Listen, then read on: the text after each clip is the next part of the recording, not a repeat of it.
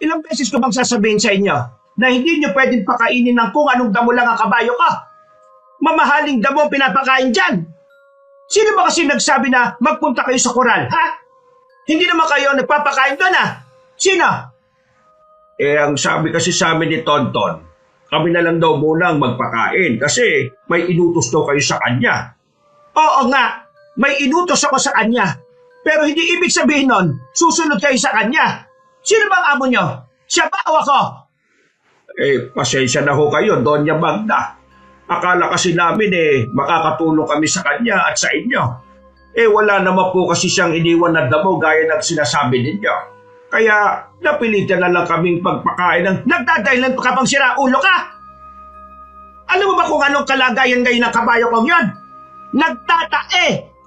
Kapag may nangyari doon, nako, malilintikan din kayong dalawa sa akin. Palibhasa mga hindi nakapag-aral kaya mga walang alam. Mga hampas lupa. Naiintindihan ko naman po ang galit ninyo, Doña Magda.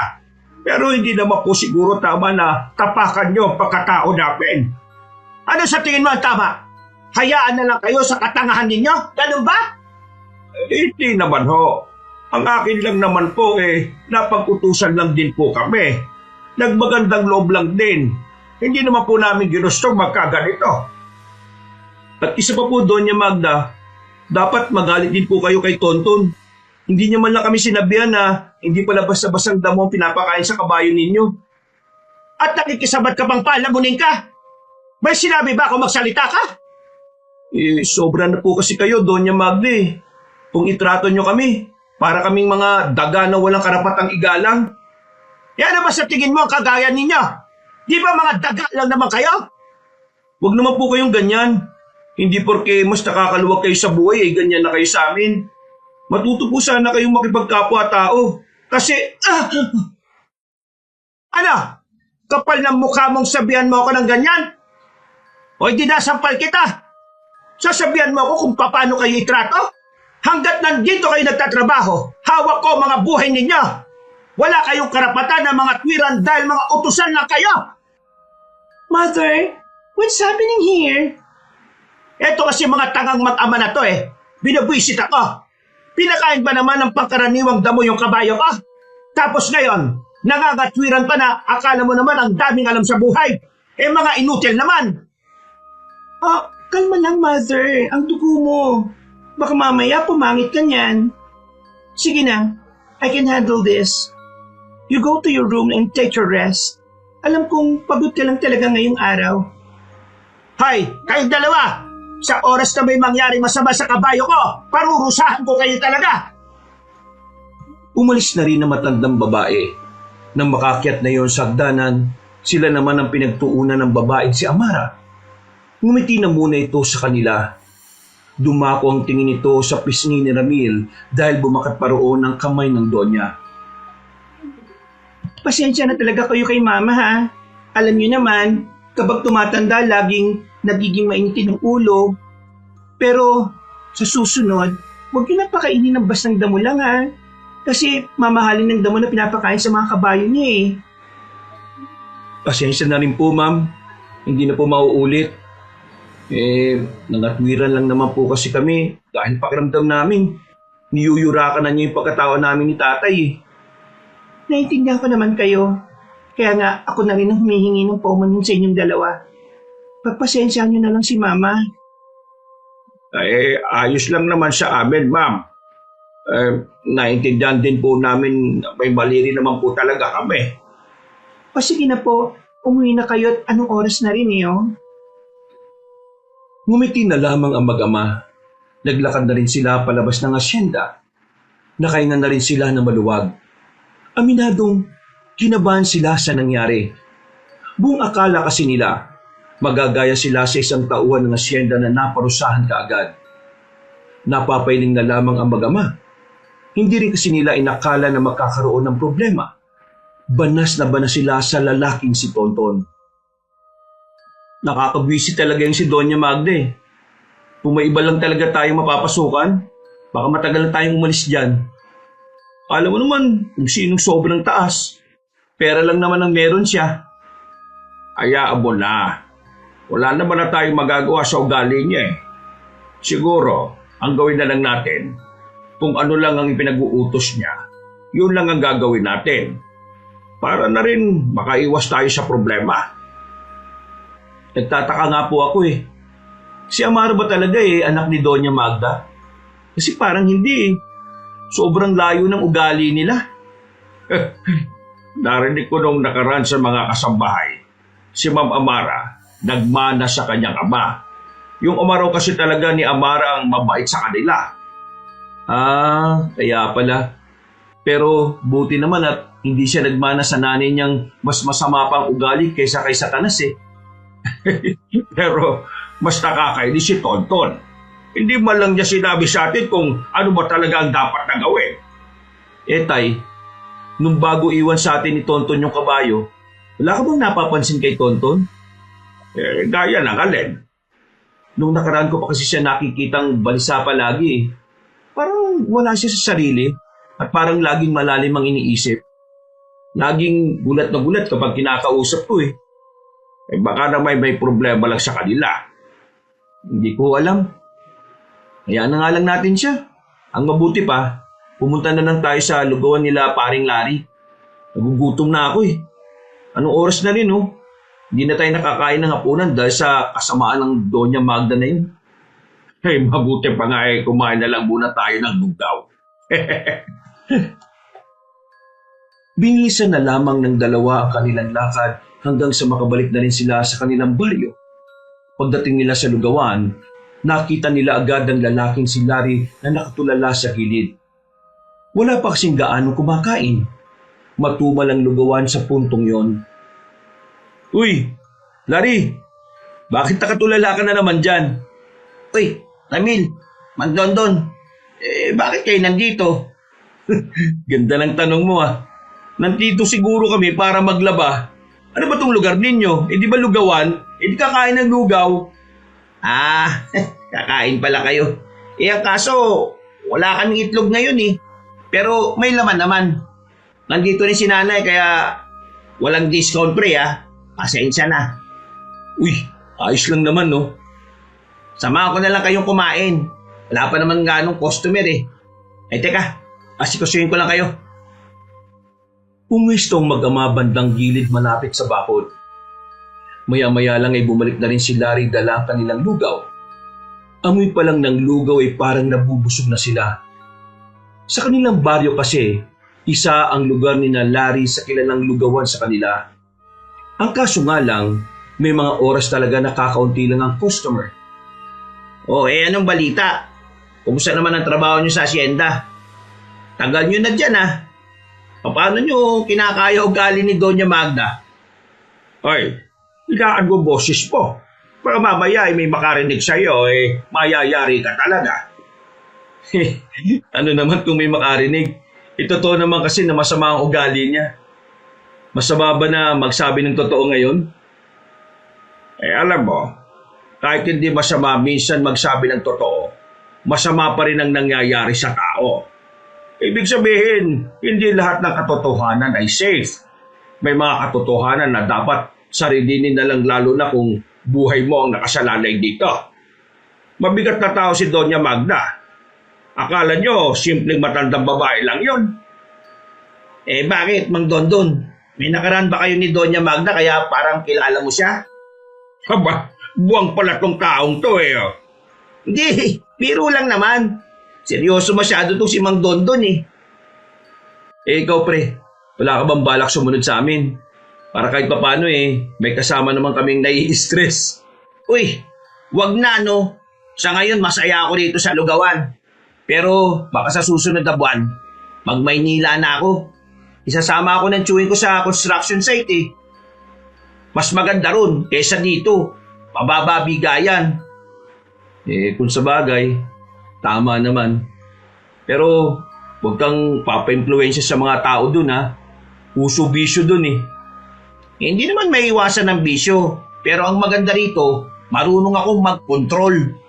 Sira ulo. Mas maganda na rin yung iiwasan mo na kagad. Siya nga pala, Larry. Hindi naman siya naghihimasok Pag mo sanang mamasamain. May gusto lang sana akong itanong kaso parang medyo personal ito eh. Kung tinanong mo na kaagad kaya, Tay, Ano nga ba yun, Mang Dondon? Yung tsahin mo, si Nilda. Nakita ko nung nakaraan. Bakit siya naka-isolate sa bahay nila? tumingin-tingin muna si Larry sa paligid. Nang masigurong walang ibang makakarinig, saka na nito sinabi kung ano ang nalalaman nito. Di ba, sa sunod na buwan ng panganganak ni Tia Nilda, ang totoo kasi niyan, kaya siya hindi pinapalabas ng bahay kasi merong aswang na nakaka-interes sa sanggol na dinadala niya. Ha? Teka. Ano ka mo? Aswang? Inaano wala ang boses mo. Marinig ka ni nanay sa loob. Hindi kasi namin to sinasabi sa iba kasi baka mas lalong umaligid yung aswang kapag nalaman niyang marami nang nakakaalam. Ang ibig ko sabihin, kapag alam na ng lahat, baka magmadali yung aswang na kunin yung gusto niya kay Tia Nilda. Kaya pala nung nakaraan eh nakita ko yung asawa niya. Kalahating sako ng bawang yung dala-dala eh. Kailan pa ba bumalik yung mga aswang na yan? Sa pagkakatanda ko sa kwento ng mga senior citizen, 2 dekada na nung huling may namataan na aswang dito sa atin eh. Ang sabi naman ng albularyo na nakausap nila nanay, yung mga aswang daw hindi naman daw nawawala. Nagpapahinga lang. Hindi ko alam kung anong ibig sabihin ng albularyo na yun. Basta, ganun daw. Kumusta naman pala ngayon yung tsahin mo? Ayun, bagot na bagot. Gusto nang makalabas pero hindi siya pinapayagan ng asawa niya. Kahit kasi umaga, kwento niya parang may sumusunod sa kanya eh. Kaya delikado rin talagang maging kampante kahit dirikang araw. Kung sa bagay. Ang gawin nyo, palibutan nyo ng pangontra ang bahay ng tsahin mo. Ewan ko na lang kung makapasok pa yung siraulong aswang na yon. Tay, ano ba itsura ng aswang? Aba, hindi ko rin alam, no? Hindi pa rin naman ako nakakakita ng ganyan eh. Pero base sa mga naririnig ko, nakakatakot na raw. Ang sabi nila, may iba't ibang uri daw ng mga aswang. Pero itong maaligid kay Tia Nilda, isa raw tik-tik. Lalaking may kakayahang mag-anyong tao. Pero kapag nag-anyong aswang, mahaba daw yung dila. Tapos yung dulo ng dila niya, may talim na parang kasintalas ng blade. Yun daw ang pinanghihiwa nila sa tiyan ng buntis eh. Tapos mahaba rin ang kuko. Namumula ang mga mata at maitim ang balat. Mukha pala talagang halimaw ang mga yan no? Nakakatakot naman pala. Kaya nga, sana nga mawala na yung aswang na umaligid kay Tia. Kasi delikado talaga ang buhay niya. Sa pagkakamali lang na maiwan siyang mag-isa sa bahay nila, nakto, kahit umaga, baka pasukin siya ng aswang. Naiba na ang usapan nila nang may dumating na customer. Iniwan na muna sila ni Larry para asikasuhin ang mga yun. Maya-maya pa ay natapos na rin sila kumain. Umuwi na lamang din sila sa kanilang bahay. 10:00 na ng gabi, nakakaramdam na rin ng antok ang mag-ama. Kaya naman, sinimulan ng isara ni Ramil ang maliit nilang bintana.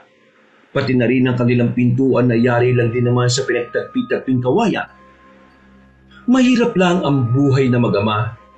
Naghirap sila ng tuluyan ng maospital ang ina ni Ramil. Nagkanda baon-baon sila sa utang. At nang mabayaran naman nila lahat, dito na sila nahirapang makabangon. Tay, hindi niyo po ba namimiss si nanay? Anong klaseng tanong yan? Malamang, miss na miss ko lang nanay mo. 2 taon na siyang wala sa atin pero pakiramdam ko kahapon lang nangyari ang lahat. Ito naman kasi nanay mo, pasaway kasi. Ayaw alagaan ang sarili. Ayan, nauna na tuloy. Pero sa totoo lang hanggang ngayon, hindi pa rin ako nakakausap kapag naiisip ko siya. Pasensya na tay Napaalala ko pa tuloy. Ay nako, ayos lang. Mas maganda nga na inaalala natin siya kasi baka mamaya magalit na siya sa atin kasi baka iniisip niyang nakalimot na tayo. Tay, ikaw, alagaan niyo sarili niyo. Kasi kapag ikaw nawala, wala na akong kasama. Kaya nga ikaw, kailangan mo na rin humanap ng mapapangasawa. Kasi, paano nga kung mawala ako? Malungkot ang mag-isa, anak. Kaya habang nandito pa ako, lumandi ka na. Gusto ko makita yung magiging apo ko. Kung makapagsalita naman to, parang mamamatay na eh. Hoy, hindi natin kontrolado ang buhay ha. Kaya dapat palagi tayong handa. Hindi na nakasagot pa ang binatang si Ramil. Mga ilang minuto lang din, narinig na niyang humihilit ang kanyang ama. Napangiti na lamang din siya at saka kalaunan ay nakatulog na rin. Kinaumagahan ay agad na rin silang naghanda. Kailangan na nilang magpunta ng asyenda. Marami silang gagawin doon dahil kinagabihan may darating na bisita si Doña Magda. Sa pagkakaalam na mag-ama, may mga negosyanteng dadalaw sa mansyon. Sa mga ganoong okasyon, kailangan naroon sila dahil malamang sa malamang maraming utos ang nag-aabang sa mga kagaya nila. Pagpasok nila ng asyenda, tumungo agad sila sa malawak na hardin. Maraming tuyong dahon ang nasa lapag na kailangan nilang linisin. Narinig ko hanggang dito yung boses ni Doña Magda. Sino na naman kaya pinagagalitan ng matandang yun? Baka si Tonton. Sana naman hindi maparusahan si Tonton. Kawawa naman yung taong yun. Mag-isa na lang sa buhay yun eh. Akala ko ba may lola siya sa Maynila? Hindi niyo ba nabalitaan nung nakaraan? Wala naman pala siyang lola. Sinabi lang daw niya yun para tanggapin siya rito. Hindi pa nga yata alam ni Doña Magda na nagsinungaling siya tungkol dun eh. Naging desperado na siya para lang makapagtrabaho. Ay nako, gulo yan kapag nalaman. Ayaw na ayaw pa naman ni Doña Magda yung sinungaling. Sinimulan na lang ng dalawa ang kanilang trabaho. Makalipas lang ang halos 20 minutos, natapos na rin nila ang kanilang ginagawa. Nagpunta naman sila sa ibang parte ng asyenda. Tumungo sila sa taniman ng mga strawberry at iba pang mga prutas. Tutulong sana silang mag-ani ng mga tanim doon, pero nakita sila ni Amara. Magandang umaga po, Ma'am Amara. May ipag-uutos po ba kayo? Ikaw lang, Ramil. Isa lang naman ayos na. Mang Dondon, tuloy niyo na lang po yung ginagawa niyo, ha? Sige po, ma'am. Ma'am, ano po palang may paglilingkod ko sa inyo? May mga ipapabuhat lang sana ako sa iyo sa bodega. Mabigat kasi eh. Hindi ko kaya. Tara, sumunod ka sa akin. Wala ka na bang kakilala na pwede ipasok dito sa asyenda? Mukhang magkukulang na naman kasi tayo ng tao eh. Tingnan ko po sa baryo namin kung merong naghahanap ng mapagkakakitaan. Pero may matatanggal po ba? Si Tonton eh. Ang dami na kasi niyang pagkakamali nitong nakaraan pa. Hindi lang ito tungkol sa kabayo pati na rin sa kung ano-anong bagay. Iritado na sa kanya si Mama eh. Kilala niyo naman ang mama ko. Ayaw na ayaw niya sa mga taong inutil. Naku, kawawa naman si Tonton. Ramil, sa buhay, ang mga mahihina at mababagal ang palagi na pag-iiwanan. Malupit ang mundong to. Kaya kung sino talaga ang walang kakayahang makasabay sa mga nauna at sa mga malalakas, sila ang laging nawawala. Ganon naglalaro ang buhay. Ang tangi lang natin magagawa, kumilos tayo ng naaayon sa layunin natin bilang tao at magpakabuti tayo bilang mamamayan. Ayos ba? Oo, ayos po. Ang galing po ng mga salita ninyo eh. Naku, nambola ka pa. Oh, ito na. Ito mga lamesa na ito, ilalabas lang natin. Dapat ma'am, nagtawag pa tayo ng isa. Para kaming dalawa na lang ang magbuhat. Mabibigatan pa po kayo niyan eh. Hindi na, tayong dalawa na lang. Itong mga lamesa kasi na ito, antigo yan. Hindi namin pinapahawakan yan sa kung sino-sino. Bakit po sa akin pinapahawakan nyo? May tiwala naman ako kasi sa'yo.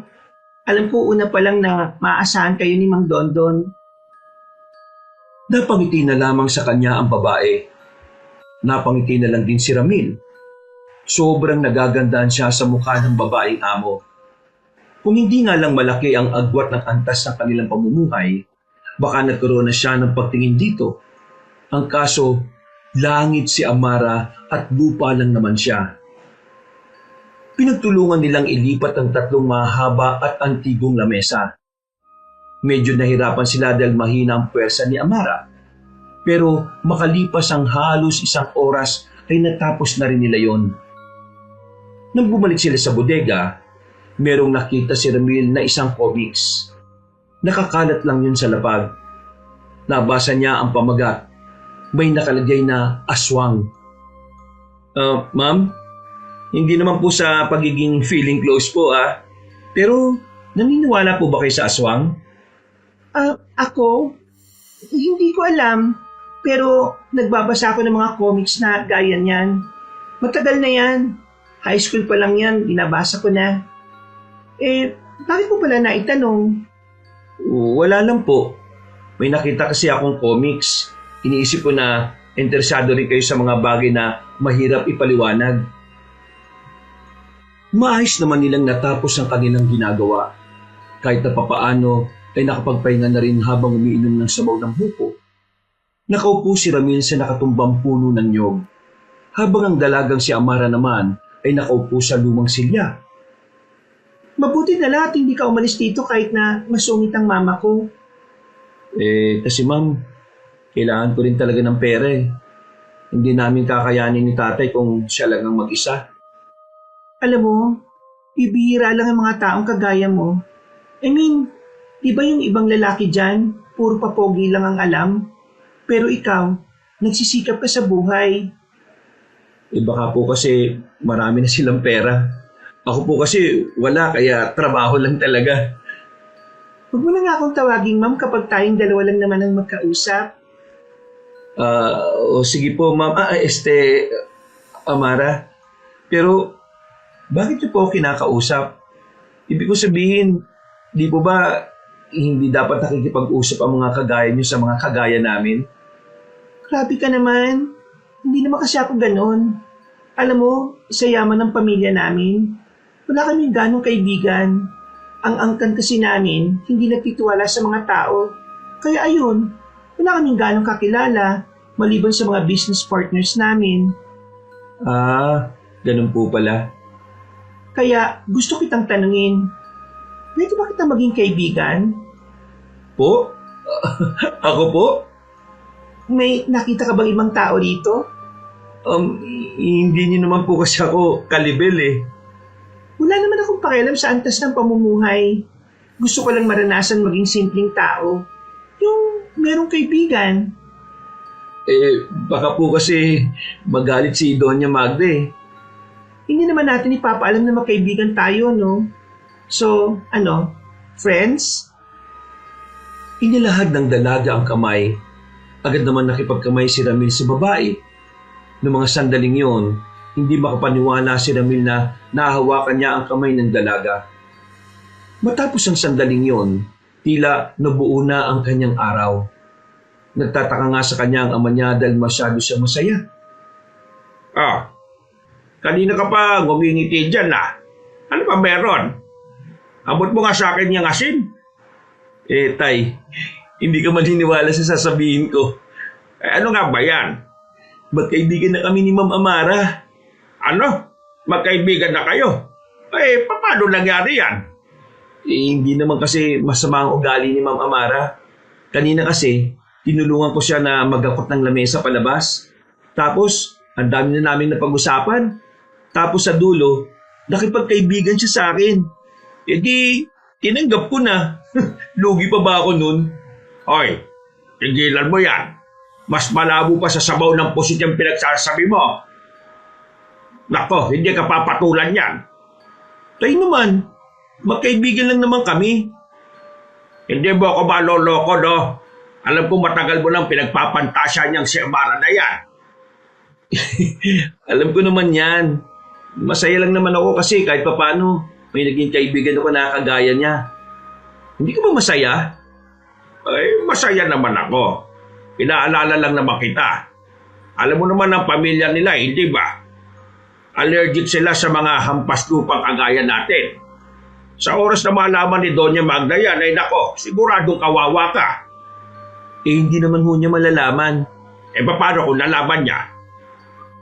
Napalingon na mag-ama sa bintana at nakita nilang naroon ang lalaking si Larry. May dala-dala itong tokwa na agad din namang inabot ni Ramil. Uy, pambihira ka naman. Kanina ka pa ba dyan? Hindi naman, kararating ko lang. Pero dinig na dinig ko kasi boses mo sa labas pa lang kaya narinig ko pinag-uusapan nyo. Uy, salamat dito sa tokwa. Wala ba kayong tinda? Meron, kaso pinaalis na ako ni Mami. Sumasakit daw ulo niya kapag ako naroon sa halip ng kapatid ko. Bakit? Ano ba nangyari? Nasuklihan ko ng 1,000 yung customer sa halip na 100 lang. Nako, naduling na naman kasi ako. Nako, kahit ako mama mo baka pinalayas na kita. Naiintindihan ko naman kung bakit siya nagalit. Kaya nga, hindi na lang din ako sumagot. Pre, ano pala balita sa tiyahin mo? Pansin ko, napapadalas ang tanong mo tungkol kay Tia. May gusto ka ba sa tiyahin ko? Si Raulo, naalam ko lang kung inaaswang pa rin ba Ganun pa rin naman. Hindi pa rin naman siya pinapalabas. Kagabi nga, naramdaman na naman ni Tia na may nag-aabang sa kanya sa labas. Nang labasin ng Tia ko, wala namang ibang nakita roon kundi uting na itim. Anong sabi ng albularyo? Hindi makakontak, pre. Wala kaming balita sa kanya. Kung dalhin nyo na lang kaya sa Maynila yung tiyahin mo. Ang mga aswang naman ayaw naman niya sa matataong lugar, di ba? Dalhin nyo sa Maynila. Maingay doon at magulo. Subukan lang ng aswang na lumitaw sa syudad, tsak patay siya. Kung pwede nga lang talaga sa Maynila. Ang kaso, hindi pwede. Oh, bakit naman hindi pwede? Yan kasi si Tia, maraming pinagkakautangan niya sa Maynila. Kaya nga narito sa probinsya yan para magtago Ay, nako, yun lang. Napapailing na lamang si Larry. Maya-maya lang din ay nagpaalam na lang din to sa mag-ama. Sabay namang kumain si Ramil at Mang Dondon. Pagkatapos, malapad na naman ang ngiti ni Ramil habang naghuhugas ng pinggan. Naiisip na naman ito ang dalagang si Amara. Kapag naalala niya ang pawisang mukha ng babae, hindi niya maiwasang hindi mapahanga. Kinabukasan, walang pasok sa asyenda ang mag-ama sa araw na yun. Gusto pa sana ni Ramil na humilata hanggang hapon pero bigla siyang ginising ng kanyang ama na kagagaling lang sa palengke. Oh, ano ba yun? Aga-aga nanggigising ka Wala naman tayong pasok, di ba? Alam mo ba kumakalat na balita ngayon dito sa atin? Naku naman, chismis ka agad. Kalalaki niyong tao, tay Hindi to chismis. Totoo itong nangyari. Kumakamot ba sa ulo si Ramil? Sandali nitong pinunasan ng damit ang muka at saka naupo sa gilid ng kanyang papag. O sige, ano yung kumakalat na balita? Yung albularyo na nag-asikaso sa tiyahin ni Larry. Kaya pala hindi na makota kasi patay na pala. Nang marinig ni Ramil ang sinabing yun ng kanyang ama, ay napaayos siya ng pagkakaupo. Nawala ang antok niya. Nakaramdam siya ng pagkabahala sa hindi malamang dahilan. Sigurado ba kayo dyan? Oo. Nakausap ko kanina ang nanay ni Larry. Siya mismo nagsabi sa akin. Natagpuan daw yung bangkay ng albularyo sa makakaibang parte ng gubat. Lasog-lasog daw Ano ho? Hiwa-hiwalay? Oo, hiwa-hiwalay. Yung binti nga natagpuan sa terminal Yung braso sa ilalim ng ilog. Yung ulo naman nakita sa taniman ng pinya. Alam mo ba kung anong pinaka nakakakilabot sa narinig ko? Meron pa? Oo, meron pa. Sabi ng nanay ni Larry, may hinala daw yung pamilya ng albularyo na ang pumaslang doon Sigbin. Sigbin? Paano Sigbin? Yung Sigbin, alaga sila ng aswang. Kumbaga sa atin mga tao, iba, asong alaga natin, hindi kaya pusa. Sigbin naman ang alaga ng mga aswang. Ang sabi-sabi, pinagpiestahan ng Sigbin ang albularyo. Pinag-agawan at nang mapilis na yung mga parte ng katawan, saka nagpunasan. Kaya yun, kung saan natagpuan yung parte-parte. Tay, tingin ko, pinalapa siya ng aswang sa mga sigbin. Kasi di ba, ang mga albularyo, hadlang sila sa mga aswang. Pinatay siya para wala nang makakapigil sa paglapit sa tiyahin ni Larry. Alam mo, may punto ka dyan. Kung ganyan nga nangyayari, di mas lalong malalagay sa alanganin yung tiyahin ni Larry. Nako, delikado. Puntahan ko na lang si Larry, Tay. Ay sige, pag-uwi mo, sabay mo na dito si Larry ha. Nakapangako kasi ako rin na bibigyan ko siya ng biko ngayon. Agad na umalis ang lalaking si Ramil. Pinunta niya kaagad ang bahay ni Larry. Sakto naman na nakita niya ang kaibigan niya na papalabas na rin ng bakuran. Nilapitan niya ito agad. O pre, bakit? Pre, totoo ba yung balibalita? Yung alin? Yung albularyo ni Tia. Oo. Totoo ba yun? Oo pre, totoo yun. Pinatay siya. Sabi ng pamilya, sigbin daw. Anong gagawin niyo ngayon? Hahanap ba kayo ulit ng bagong albularyo? Sinubukan na nga nila Kaso, dahil sa nangyari sa albularyong yun, wala nang gustong pumatos. Wala nang albularyong gustong tumulong kay Tia. Naku, kawawa yung bata na dinadala ng tiyahin mo. Kapag na-stress ang tiyahin mo, baka kung ano mangyari. Grabe ka mag-alala no? Dapat na ba kitang tawagin at tiyuhin? Sira ulo. May asawa tiya mo para kang timang. Wala namang kwenta yun Kunwari, nagbabantay pero maya-maya aalis din. Ikaw na lang pre. Tiyo. Manahimik ka nga. Ang mabuti pa, sumama ka na lang sa akin sa bahay. Si tatay, nagluto talaga ng biko para sa'yo. Uy, biko! Ayos! Sa kabila ng mga kababalaghan na kumakalat sa kanilang lugar, naging masaya naman ang buong maghapon ni Ramil noong mga sandaling yun. Nalibang siya sa pakikipagkwentuhan kay Larry.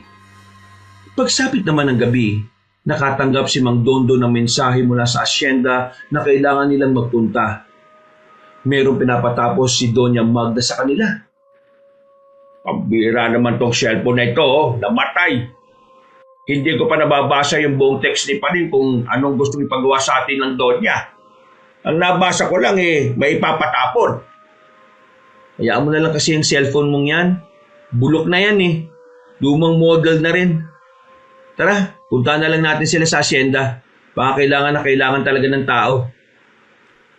Para maalis ang pagkabagabag nila, pinunta na lamang nila ang asyenda. Pagdating nila roon, may mga nakita silang mga tambak ng basura sa gilid ng bodega. Sa malayo pa lang ay nangangamoy na. Naroon din ang iba pa nilang kasamahan.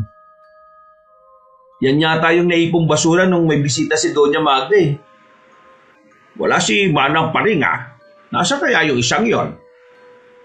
Paglapit nila roon, ay agad nilang isinakay ang mga basura sa truck na nasa labas lang na asyenda. Malayo-layo pa ang kanilang nilakad bago mailabas yun. Sanay na sanay naman na mag-ama sa ganung uri ng trabaho kaya ayos lang sa kanila. Saglit lang naman sana sila sa asyenda sa ganung oras. Hindi rin naman kasi mahirap ang trabaho nila. Napatagal lang sila sa paghahanap ng lugar doon na maaari nilang paghugasan ng kamay. Kakaikot nilang dalawa sa buong asyenda, meron na silang narating na lugar na kung saan parang bibihira lang ang taong nakakarating doon. Tay, ito gripo makakapaghugas na rin tayo. Nako, puti naman. Ang baho na ng kamay natin Baka magkasakit pa tayo. Habang naguhugas ng kamay ang mag-ama, meron silang narinig na mga boses ng lalaki. Naintriga sila kaya nagtago sila sa gilid at inintay kung sino ang mga paparating.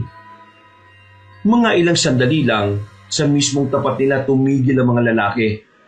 Tila may hinihintay ang mga yon. Hindi nila alam kung sino.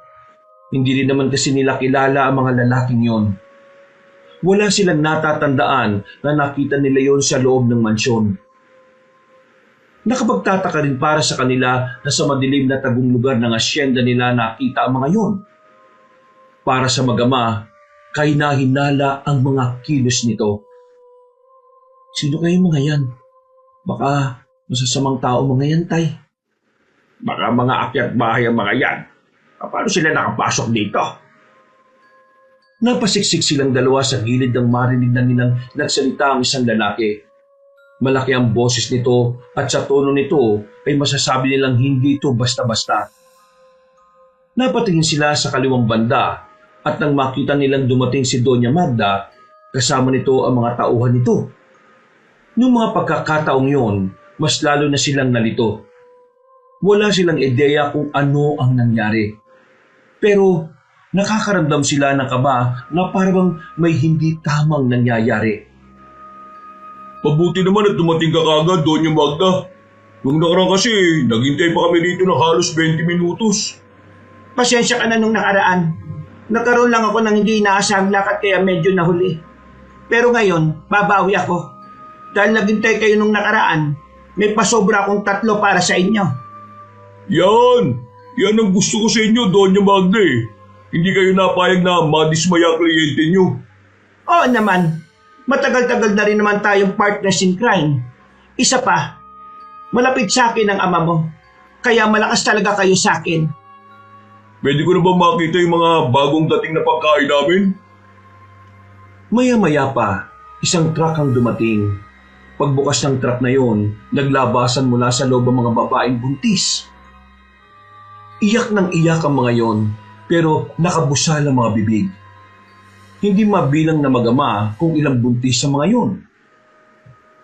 Isa lang ang nasisiguro nila, may masamang mangyayari. Eto na lahat. Wow! Hindi talaga ako nabigo na ikaw ang naging partner namin. At ang pera, nasaan?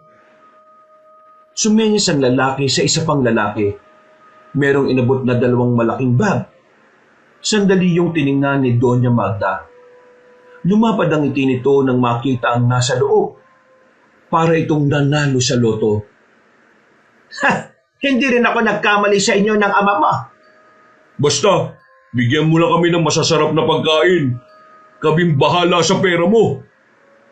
Mas madali talagang yumaman kapag may kaibigan ka na aswang no? Alam mo yan. Oh, mga bata, dali na mga buntis na yan. Gusto na ng pinuno ng panghimagas. Nagmamakaawa ang mga buntis ng kaladkarin na iyon ng mga lalaki. Habang si Doña Magda naman, nakangiting pinagmamasdan habang papalayo ang mga yun. Tay, si Doña Magda, nakikipag-ugnayan sa mga aswang. Nagdudukot yata sila ng mga buntis para ibenta sa mga aswang na yun eh. Diyos ko, ano ba nangyayari sa mundo at bakit may ganito? Palis na sana ang mag-ama nang mapansin ni Doña Magda na bagya pang nakabukas ang gripo na ginamit nila. Dahil dito, agad na nagduda matandang babae na merong tao sa mga sandaling yun. Kinabahan din ang mag-ama nang mapansin naghihinala si Doña Magda. Masama ang kutob ko rito ngayon. Tingnan nyo kung may tao. Kung meron kayong makita, patayin nyo kagad. Naglakad na palis ang Donya na parang normal na lang dito na mag-utos ng pagpatay. Si Ramil at Mang Dondo naman hindi alam ang gagawin. Kabadong-kabado sila. Pero kahit na nagkalat ang mga tao ni Doña Magda, nagawa nilang makalis sa lugar na yun. Akala ng dalawa ay nakaligtas na sila. Pero habang kalmadong naglalakad palabas ng asyenda, bigla na lamang sila hinarang ng 2 lalaki. Alam na kagad nila ang ibig sabihin nun. Kaya ang ginawa nila, tumakbo sila palayo.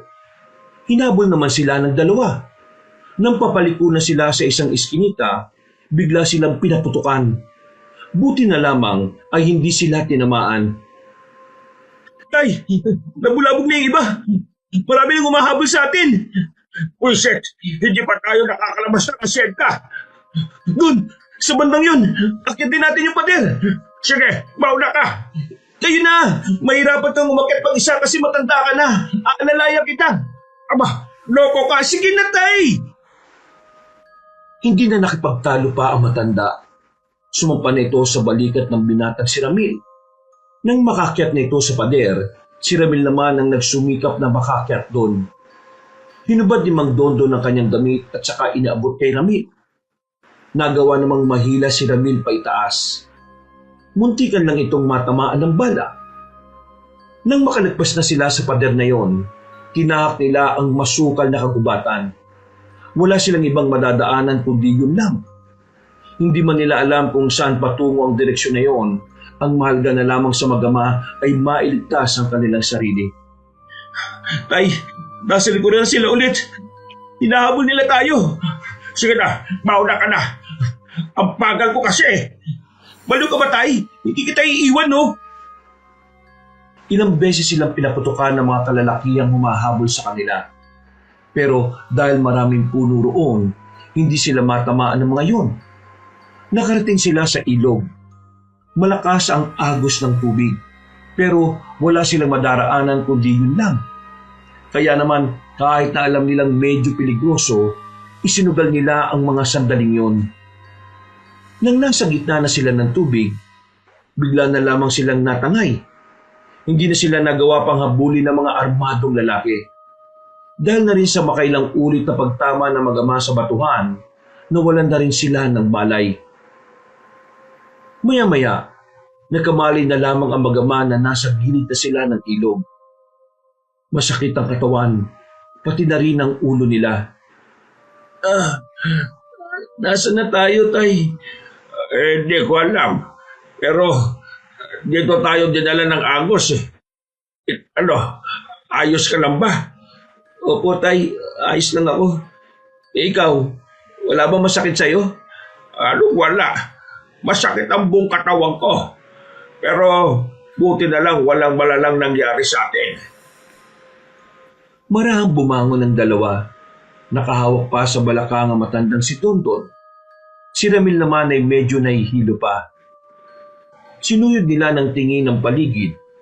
Napapalibutan sila ng matataas na puno. Tingin mo, Tay, malayo na kaya tayo sa asyenda? Sana. Sana malayo na nga tayo. Ang problema nito, kung makakauwi pa ba tayo sa atin? Ngayong alam na ni Doña Magda na may alam tayo sa iligal niyang gawain. Siguradong hindi naligtas ang buhay natin. Yan nga din ang iniisip ko Ang lupit naman ang nangyayari sa buhay natin, Tay. Mahirap na nga tayo. Nalagay pa tayo sa ganitong sitwasyon. Marahil may plano ang Panginoon kung bakit nararanasan natin ang lahat ng ito. Pakiramdam ko, may kailangan tayong gawin Kailangan gawin? Isumbong sila sa polis? Lahat ng polis dito sa probinsya natin pwedeng bayaran ng Donya Doon na rin nagsabi, big time na kalaban si Doña Magda. Saka na nga natin muna isipin yan. Ang isipin natin ngayon, kung paano tayo makakalis dito. Hindi natin alam kung saang lugar ba ito. Umupo na lamang ang dalawa sa batuhan. Nilalamig na sila. Bukod sa basa ang kanilang suot, bigla pang lumakas ang ihip ng hangin. Pumunta na lang siguro tayo sa Maynila. Wag kayong umalis sa probinsyang ito. May kailangan kayong gawin dito. Nang marinig nila ang mahiwagang tinig na yon, ay napatayo ang mag-ama. Takang-taka, nakakaramdam sila ng takot at kaba. Pakiramdam nila ay merong engkanto na nakatingin sa kanila. Dumampot ng bato si Mang Dondon, paulit-ulit na sinusuyod ang paligid. Sino ka? Magpakita ka! Kalma lang kayo. Hindi naman ako kaaway. Sa katunayan, ako ay isang kakampi. Paano naman namin masisiguro kung kakampi ka? Hindi ka nga namin kilala Oo nga, magpakilala ka. Para sa kapayapaan ng inyong isip, ipapakilala ko ang aking sarili. Ako si Tubaol, ang bathala ng kagubatan na nasa inyong harapan. Anong pangalan mo? Tubaol ang aking pangalan. Tubol? Anong tubol? Ang sabi ko, Tubaol, hindi tubol. Nasaan ka ba? Bakit ayaw mo magpakita? Ako mismo ang kagubatan. Kaya ibig sabihin lang nito, ako ay nasa inyong harapan. Boses lang ang naririnig namin sa iyo eh. Hindi kami maniniwala. Ano pa ba ang gusto niyong marinig? Gusto niyo bang marinig kung papaano ko kayo murahin? Bakit ba ang daldal niyo? Hindi niyo man lang ba aalamin kung ano ang nais kong sabihin? Nagkatinginan na mag-ama. Naintriga rin sila sa kung ano man ang pakay sa kanila ng misteryosong boses. Sige, sabihin mo kung anong kailangan mo sa amin. Narito ko para tulungan kayong maprotektahan ang inyong sarili kontra sa mga aswang at pati na rin sa mga mortal na kagaya ninyo. Bibigyan ko kayo ng proteksyon at sandata. Kakibat ng proteksyon at sandata na ito ay ang responsibilidad na kailangan niyong tanggapin. Kailangang tanggapin? Ano to, sa pilitan? Wala nang ibang mortal ang karapat-dapat. Kayo lamang dalawa. Dahil sa pagiging busilak ng inyong puso, dahil sa kabutihan na inyong tinataglay, kayo ang napili ng langit at kalikasan. Teka lang naman, sinasabi mo bang magiging tagapagligtas kami? Kakalabanin namin ang mga aswang na yun? Tama ka sa sinabi mo, iho. Magiging tagapagligtas kayo ng bayang ito. Yun ay kung tatanggapin nyo ang aking inaalok. Pero mas maganda kung tatanggapin nyo kasi wala na akong ibang mahahanap na kagaya ninyo. Paano kung ayaw namin? Kung hindi namin tinanggap? Kung sakali mang inyong tatanggihan ang tungkulin na ito, habang buhay kayong makukonsensya, matitiis nyo bang may mga mapapahamak na tao kahit na meron naman kayong magagawa? Tingin ko hindi. Likas kayong mabuti. Hindi kayo masasama. Kaya ang konsensya ninyo ay madali lamang kakalabit sa inyong mga damdamin. Aba, ayos din ah. Nagawa pang mangonsensya ng isang ito ah. Ano mapapala namin kapag tinanggap naman namin ang alok mo? Pagkakalooban ko kayo ng gantimpala, depende sa inyong hiling. Nagkatinginan na mag-ama. Tila nagdadalawang isip pa nga ang mga to. Sandali silang napaisip. Pinag-usapan nila ng maigi ang bagay na yon. Batid nilang hindi rin basta-basta ang hinihiling sa kanila. Pero sa bandang huli, nakapagdesisyon na rin ng mag-ama. Papayag na kami sa gusto mo. Ituro mo lang sa amin kung ano ang mga gagawin namin para makalaban ang mga aswang na yon. Maaari ko bang malaman kung ano ang dahilan at bakit tila yata nagbago ang inyong isip? Naku, duda ka pa yata eh. Naisip ko na kung tatanggapin namin ang inaalok mo, mas magiging ligtas kami ng anak ko. Kaligtasan ng anak ko ang iniisip ko. Isa pa, kailangan din namin ng gantimpala na sinasabi mo kasi gusto naming makaahon na sa kahirapan eh.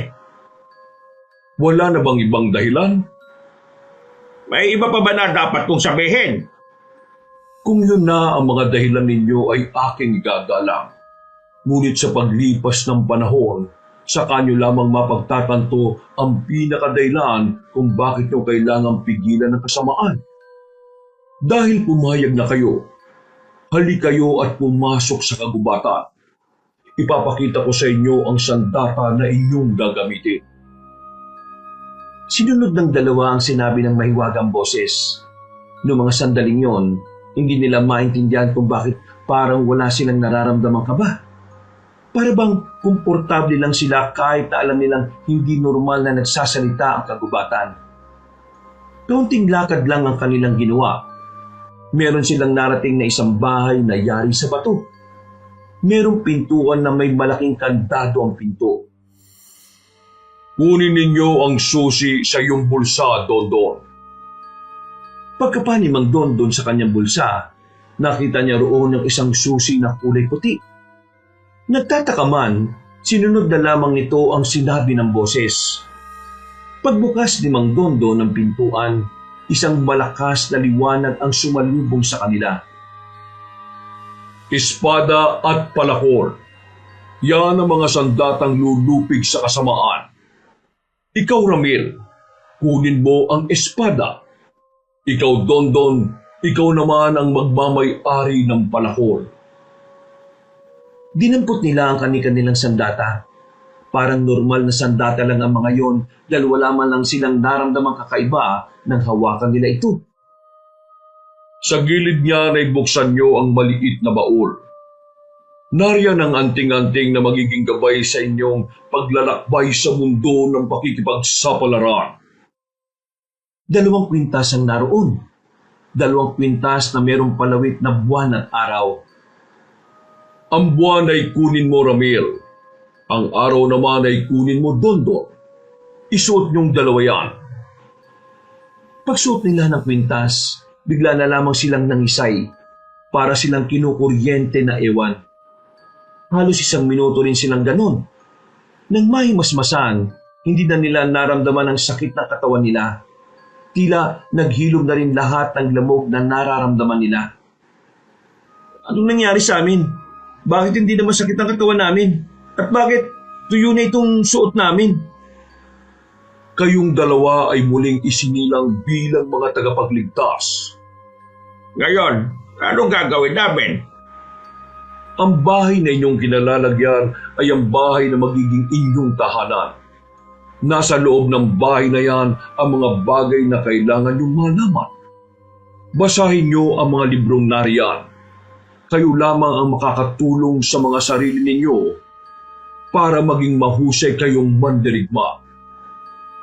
Kailangan ko na magpahinga hanggang sa muling pag-uusap.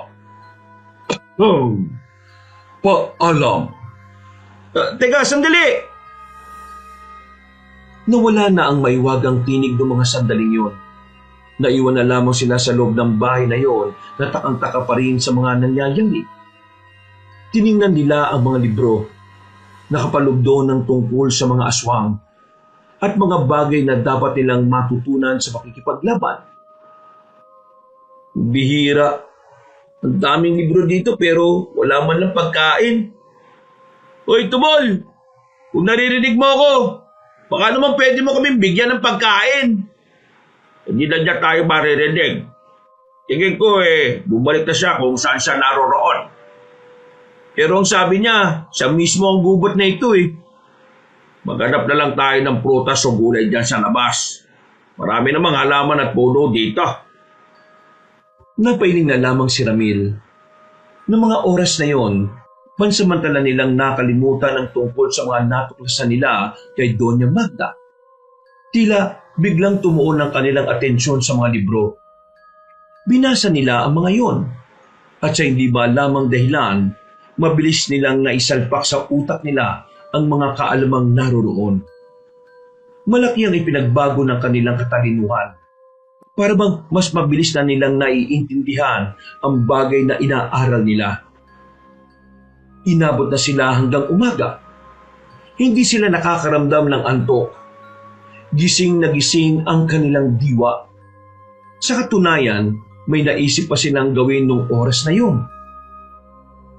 Sigurado ka ba sa naiisip mo? Opo, Tay. Kailangan ko masabi kay Ma'am Amara na may ginagawang masama ang nanay niya.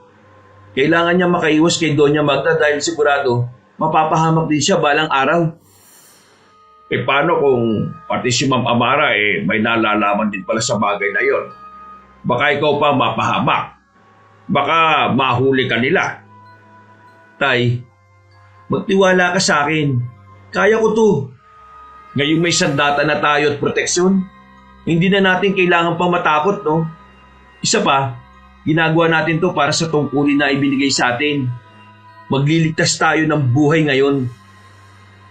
Masama ang kutob ko sa ganyan, Ramil. Pero sige, pagkakatiwalaan kita. Nagkasundo naman ang mag-ama ng mga sandaling yun. Umalis sila ng kagubatan. Dala-dala nila ang kanilang sandata na ibinalot lamang sa telang nakita nila sa daan. Nang makalabas na sila ng gubat at makarating na rin sa kalsada, dito na nila muling naramdaman ang kaba. Unang pumasok sa isipan nila ay maaring hinahanap na sila ng mga tauhan ni Doña Magda. Umuwi sila sa kanilang baryo. Hindi sila nakalapit sa bahay nila dahil napansin nilang may dalawang lalaking nakatambay sa tapat. Kaya naman naisipan nilang dumiretso na lang sa asyenda. Nakausapin nila ang babaeng si Amara. Habang naglalakad sila, natanong nila si Larry na paparating. Agad itong hinila ni Ramil at dinala sa tagong iskinita. Oh, pare, Magdodong, bakit kayo nandito? Nag-aalalang tumingin-tingin na muna ang binatang si Larry sa paligid. Hindi dapat kayo nandito. Inaanap pa yun ni Doña Magda eh. Ang sabi nila, nagnakaw daw kayo sa asyenda. Alam ko namang hindi nyo magagawa yun, kaya sabihin nyo sa akin, ano ba talaga nangyari? Ikaw na magkwento, Ramil. Kasi pre, ganito yun. Kagabi, nagpunta kami ng asyenda para itapon yung mga naiwang basura. Naghanap kami ng mahugasan ng kamay pagkatapos, hindi namin inakala na meron kaming matutuklasan. Nalaman namin na may illegal na ginagawa si Doña Magda. Hindi lang basta illegal pre sobrang immoral. Si Doña Magda, dumudukot sila ng mga buntis dito sa probinsya natin. At ang mga buntis na yon ay ibinibenta niya sa mga aswang mismo. Ha? Totoo? Teka, sigurado ba kayo dyan? Narinig namin mismo sa bibig ni Doña Magda na aswang ang katransaksyon niya, pre. Halangang kaluluwa ni Doña Magda. Hindi lang basta masama ang ugali niya. Sobrang sama pa. Mahiya talaga si Satanas sa kasamaan ng pagkatao niya eh. Diyos ko, hindi na maganda to. Kung ganyan pala si Doña Magda, maraming butis na mapapahamak. Kabilang na dito yung tiyahin ko. Kaya nga mabuti pa, sabihan mo na yung tiyahin mo na umalis na sa balyong ito. Hindi magtatagal ay isa na rin siya sa mga buntis na bigla na lang mawawala. Maraming salamat sa pagpapaalala nyo. Kayo, saan kayo pupunta? Bakit ganyan ang outfit nyo? Ano yung mga dala nyo? Naku, mahabang kwento pre. Sasabihan na lang kita kapag ayos na ang lahat. Sa ngayon, kailangan naming mapuntahan si Ma'am Amara. Larry, kung sakaling malagay sa panganib ang buhay mo at ang pamilya mo, sabihan mo lang kaming dalawa ha. Opo, maraming salamat po, Mang Dondon. O sige na pre, aalis na kami. Tinapik na lamang ni Ramil sa balikat ng kanyang kaibigan. Maingat ang ginawa nilang pagpunta sa asyenda. Pagdating nila roon, may mga tauhan ng pagala-gala sa loob pero dahil malaki ang asyenda, nakahanap naman sila ng ibang madadaanan. Mukhang wala na makakita sa atin dito. Tama itong dinaanan natin. Kakaliwa tayo dyan. Malapit na dyan yung sinasabi mong bodega na tinatambayan ni Ma'am Amara. Tay, di ba sabi ni Tubol, proteksyon tong suot nating kwintas? Subukan kaya natin kung gumagana. Paano? Magpabaril tayo. Sira ulo. Tumigil ka nga sa mga pinag-iisip mo. Tara na. Habang walang tao ay mabilis nilang tinakbo ang daan patungo sa iskinita. Nang malagpasan nila yon ay natanong na nila ang bodega. Nang mapansing walang makakakita sa kanila, hindi na sila nagsayang ng oras. Nagmamadali na silang makalapit doon. Sakto naman na nasa loob pala ang babaeng si Amara. Nagpupunas ito ng mga silya. Oh, Mang Dondon, Ramil, kayo pala. Amara, alam kong alam mo na nangyari. Huwag kang maniniwala. Wala kami ginagawa masama. Ang alin ba? Teka, ano ba nangyayari? Pinagkakalat ni Doña Magda na nagdakaw daw kami dito sa asyenda kaya kami umalis kagabi. Pero iba talaga nangyari. Paano iba? Sige nga, ipaliwanag nyo, makikinig ako. Natuklasan kasi namin na may ginagawang masama si Doña Magda. May ginagawang masama? Teka, parang hindi naman yata tama ito. Alam kong nasusungitan kayo ni Mama pero... Pero Amara, totoong sinasabi ko. Kagabi, nakita namin siya na may kausap na lalaki. Ang lalaking yon at ang kasama nun ay mga aswang. Tapos, maya-maya lang, may mga dumating na truck na laman ng mga buntis. Yung mga buntis, pinadukot ni Doña Magda para ibenta sa mga aswang. Ganun ang ginagawa ng mama mo kaya mas madali siyang nakakalikom ng pera. Ramil, Maniwala ka sa akin. hindi tama yung sinasabi mo. Kilala ko ang mama ko. Kahit na maraming nagagalit dahil sa ugali niya, alam ko na kahit kailan, hindi siya gagawa ng gaya ng sinasabi mo. Sumusobra ka na, Ramila. Hindi ko kayang tanggapin ang sinasabi mo. Iha, totoo ang sinasabi ni Ramil.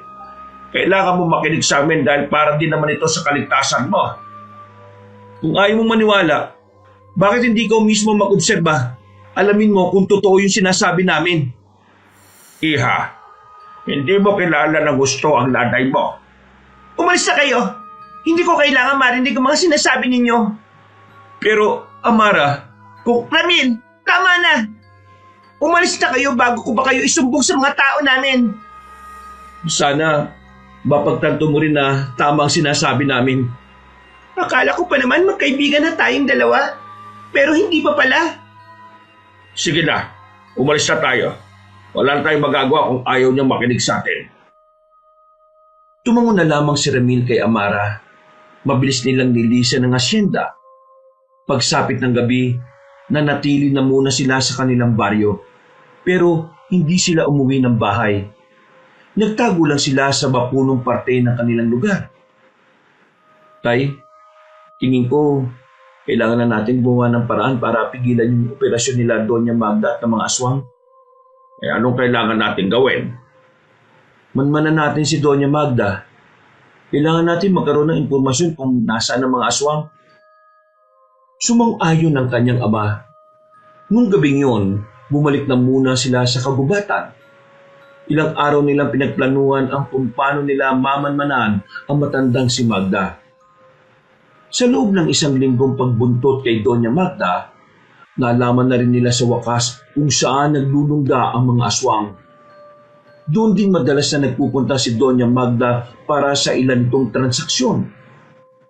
Isang gabi, Tay, handa ka na ba? Ako pa talaga tinanong mo. Ikaw kung handa ka na ba? Handang-handa na ako, Tay. Pero sana, matuwa sa atin si Tubol. Sinisimulan na natin ang misyon. Habang naglalakad sila palabas ng kagubatan, bigla na lamang lumakas ang hangin.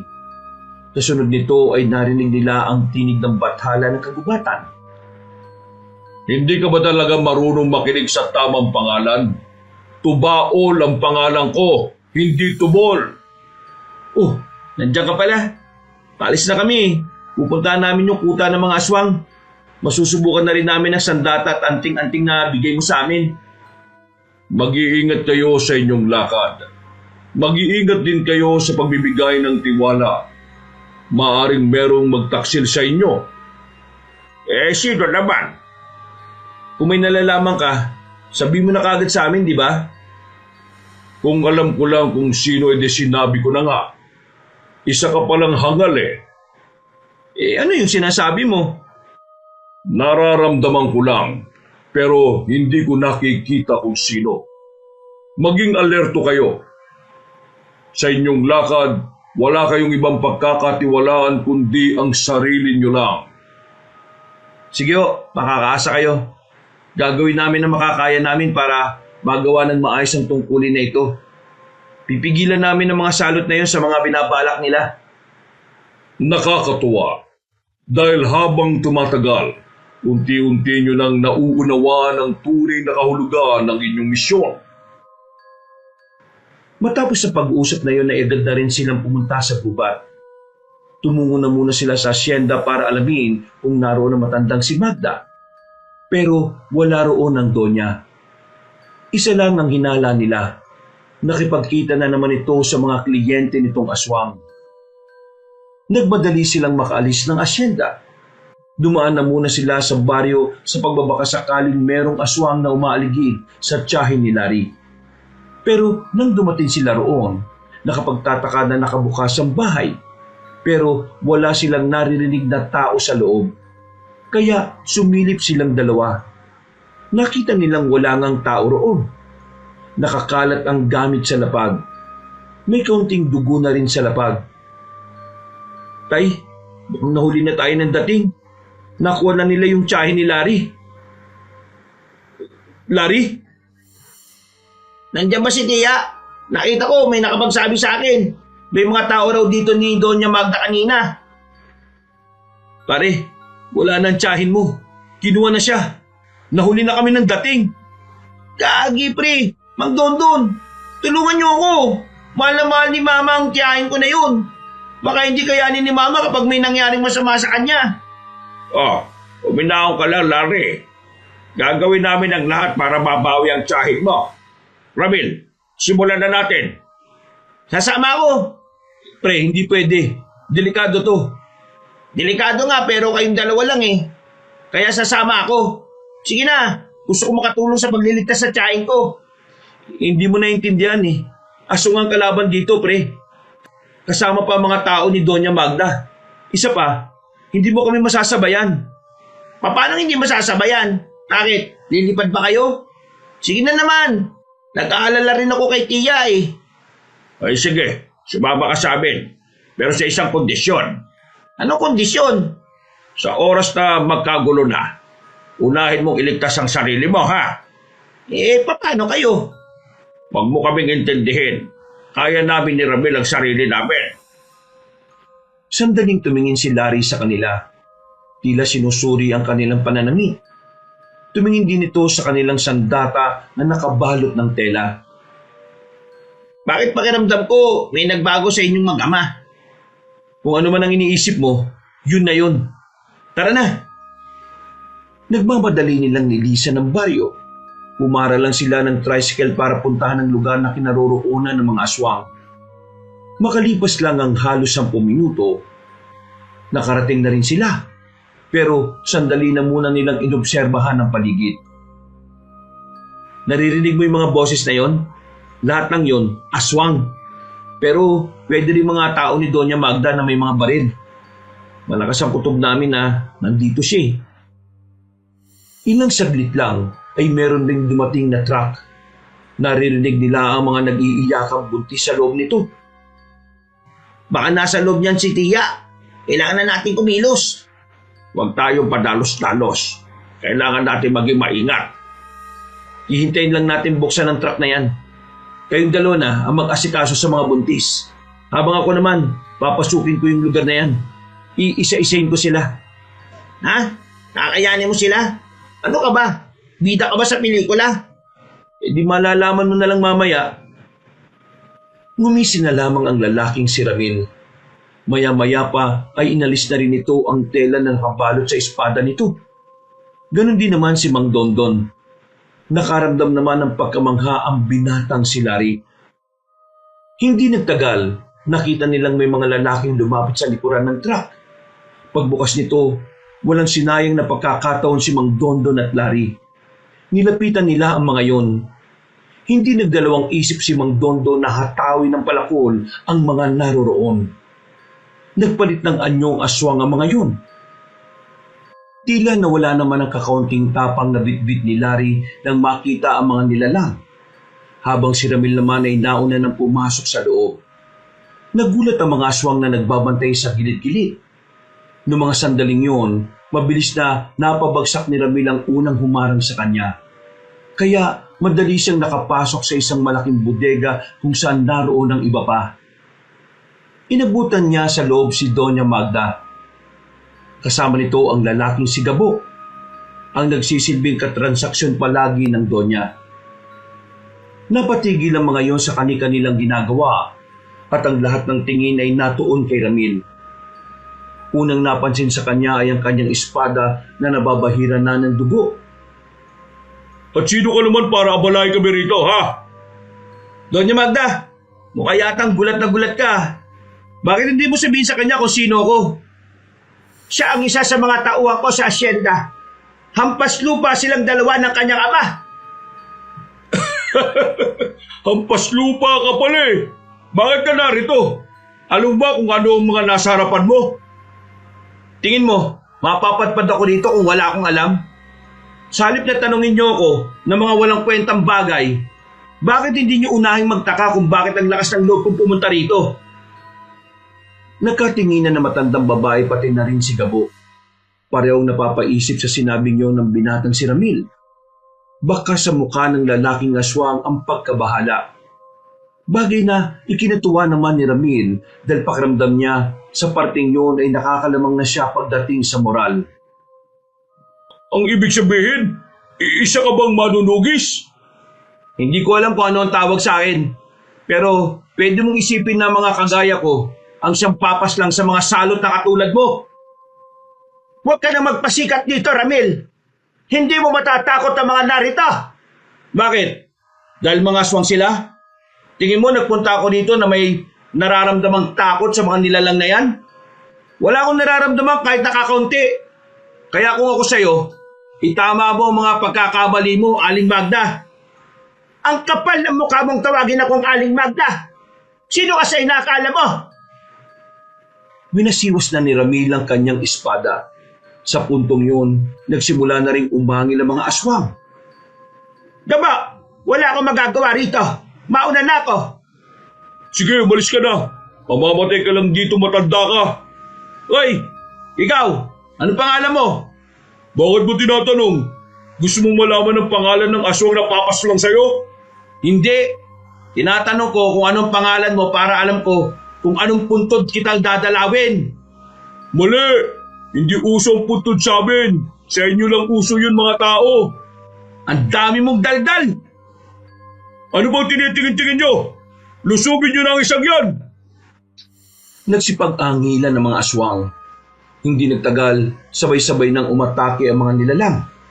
Pero hindi man lang nangatog ang tuhod ni Ramil. Kahit siya ay naninibago rin. Para kasing ang tagal-tagal na niyang ginagawa ang pakikipaglaban sa mga yon. Mahusay ang bawat ilag na ginagawa niya. Nakakatugon din siya bilang atake sa mga kalaban niya. Nung mga sandaling yon, nabigla si Gabo sa pinapakita ni Ramil. Hanggang dyan lang ba ang kaya ninyo? Pwes, ako naman! Ginamit ni Ramil ang kanyang pambihirang bilis. Isa-isa niyang pinabagsak ang mga kalaban niya. Dumanak na ang dugo sa lapag. Sa mga pader din ng bodega ay makikita ang mga bakas habang si Gabo nakatayo lang doon at nanunood sa mga nangyayari. Kalaunan, nakabulagta na ang mga aswang. Tapos na sila! Baka pwedeng ikaw naman! Hindi ko alam kung saan nagagaling ang taglay mong bilis sa pangigipaglaban. Pero kung inaakala mong uubra ka sa kagaya ko, nagkakamali ka. Marami na akong pinagdaan ng laban. Hindi ka mananalo sa akin kung wala ka pang isang buwan na pumapatay na kalaban. Hindi ko alam kung tinatakot mo ako. Nagyayabang ka lang para hindi mahalatang ikaw yung natatakot eh. Pero para malaman natin kung sino ba talagang malakas, bakit hindi na natin to simulan? Tikman mo ang galit ang prinsipe ng mga gabunan! Humaba ang buhok ng lalaki at naging kulay puti, habang ang buong katawan naman nito ay umitim. Tila may mga umusliling buto sa iba't ibang parte ng katawan nito. Aminadong lalaking si Ramil na nabigla siya sa kanyang nasaksihan. Yung kasi ang unang pagkakataon na nakakita siya ng ganong klase ng aswang. Nang umatake ang gabunan sa kanya, hindi niya yon napaghandaan. Sobrang bilis. Hindi niya namalayan na nakalmutan pala siya nito sa likod. Sa kanya na lang nalaman ng maramdaman niya ang hapdi. Pagbabayaran mo ang pagdugi sa karangalan ng mga aswang!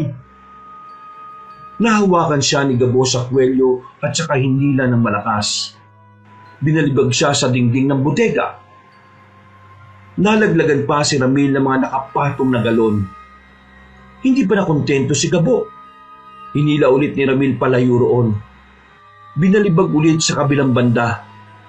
Sa mga oras na ito, alam na ni Ramil kung hindi siya gagawa ng kakaibang galaw, hindi siya makakaahon sa laban na yun. Tumingin siya sa paligid at naghahanap siya ng pwede niyang gamitin. Nang papalipit na ulit si Gabo, biglang dinampot ni Ramil ang bote sa gilid. Binato niya yun ng malakas at tinamaan naman ang gabunan sa muka. Sinamantala naman ni Ramil ang pagkakataon. Mabilis siyang bumangon at sinuntok niya ng ilang ulit ang mukha ng gabunan. Heto pa! Pagsuntok niya sa mukha nito, tuluyan ang tumilapon si Gabo sa mga galon. Pinutulog naman ni Ramil ang kanyang mga daliri sa liig, parang wala lang nangyari. Kinakabahan ako ng kaunti. Akala ko. Biglang nakabangon si Gabo at mabilis na nakalapit. Dinakma nito ang mukha ni Ramil. Nang maramdaman ni Ramil na humihigpit ang pagkakahawak ng aswang, sinipan niya naman ng malakas sa pagitan ng hita si Gabo. Dahil dito ay muling napadistansya si Gabo. Tila naramdaman nito ang ginawa ng binata. Basag na yung itlog mo! Hindi ka na magkakaroon ng anak, no? Ginagalit mo talaga akong mortal ka! Ilabas mo na ang lahat ng kaya mong gawin. Huwag nating tapusin ang gabing ito nang walang mawawala sa ating dalawa. Muling umatake si Gabo. Noong mga sandaling yun, alam na ni Ramil ang mga galawan ng aswang nakaharap niya. Nabasa na niya yun, kaya bawat lusob nito sa kanya ay madali niyang naiiwasan. Alam mo bang hindi ko pa nagagamit ang anting-anting na dala ko? Ano sinabi mo? Lahat ng ginagawa ko, wala pa sa kalahati ng meron ako. Mayabang ka rin ano? Pasensya ka na ha. Kahit ako rin naman eh. Hindi ko alam kung bakit ako nag-aangas sa laban na to. Hindi naman kasi ako mayabang eh. Pero pakiramdam ko, masarap ang ganitong ugali. Lalo na kapag aswang ang katapat. Si Ramil naman ang sumunod na umatake. Tinatag niya ng suntok ang kanyang kalaban. Sa mga naunang sandali ay nagagawa pang makailag ni Gabo. Hindi nagtagal, sumunod-sunod na rin ang tama nito. Bugbog sarado na si Gabo. Hindi na umuubra ang pagiging gabunan nito. Galit na galit si Gabo sa nangyayari. Hindi ito makapaniwala ng isang kagaya lamang ni Ramil ang magpapaluhod sa tuhod niya. Marahil nakakalabang ka ngayon. At kung sakaling mapaslang mo man ako ngayong gabi, hindi ka naman uubra sa pinuno ng mga aswang. Walang-wala ka sa kanya. Hindi ka tatagal kahit na 1 minuto. Kahit anong sabihin mo, kailangan mo nang tanggapin ang katotohanan na mamamatay ka na. Mababawasan na ang mga aswang na nagdudulot ang perwisyo sa mga tao. Lalong-lalo na sa mga buntis. Pagbabayaran mo na ngayon ang lahat ng kasalanan mo sa mga sanggol. Kinuha na ni Ramil ng kanyang espada. Tangkang tatakas pa sana si Gabo, pero hinabol yun ni Ramil. Tinarak niya ang espada sa gabunan. Ibinaon niya ng gusto ang espada hanggang sa tuluyan na itong nalagutan ng hininga. Sinuyod niya ng tingin ang buong paligid. Noong mga sandaling yon, nakita niyang nakabulagta na ang lahat ng aswang. Lumabas siya ng bodega. Hinanap niya ang matandang babae. Wala na ang sasakyan sa harapan. Kaya nasisiguro niyang nakalis na rin si Doña Magda. Hindi na lamang niya yon hinabol pa. Mas inunan niyang intindihin ng mga buntis na kasama nila ni Mang Dondon. Kasama na rin nila ang tiyahin ni Larry. Napaslang ko na mga aswang, pati na rin yung katransaksyon palagi ni Doña Magda. Tara, kailangan na nating umalis. Gamit ang truck na naroon, bumiyay sila paalis. Naihatid nila sa kani-kanilang lugar ang mga buntis. Nakauwi na rin ang tiyahin ni Larry. Kinabukasan, umalis na sa kanilang lugar ang tiyahin ni Larry para makaiwas sa gulo. Ang ibang buntis din naman ay naabisuhan na ng kanilang pamunuan. Pre! Sandali!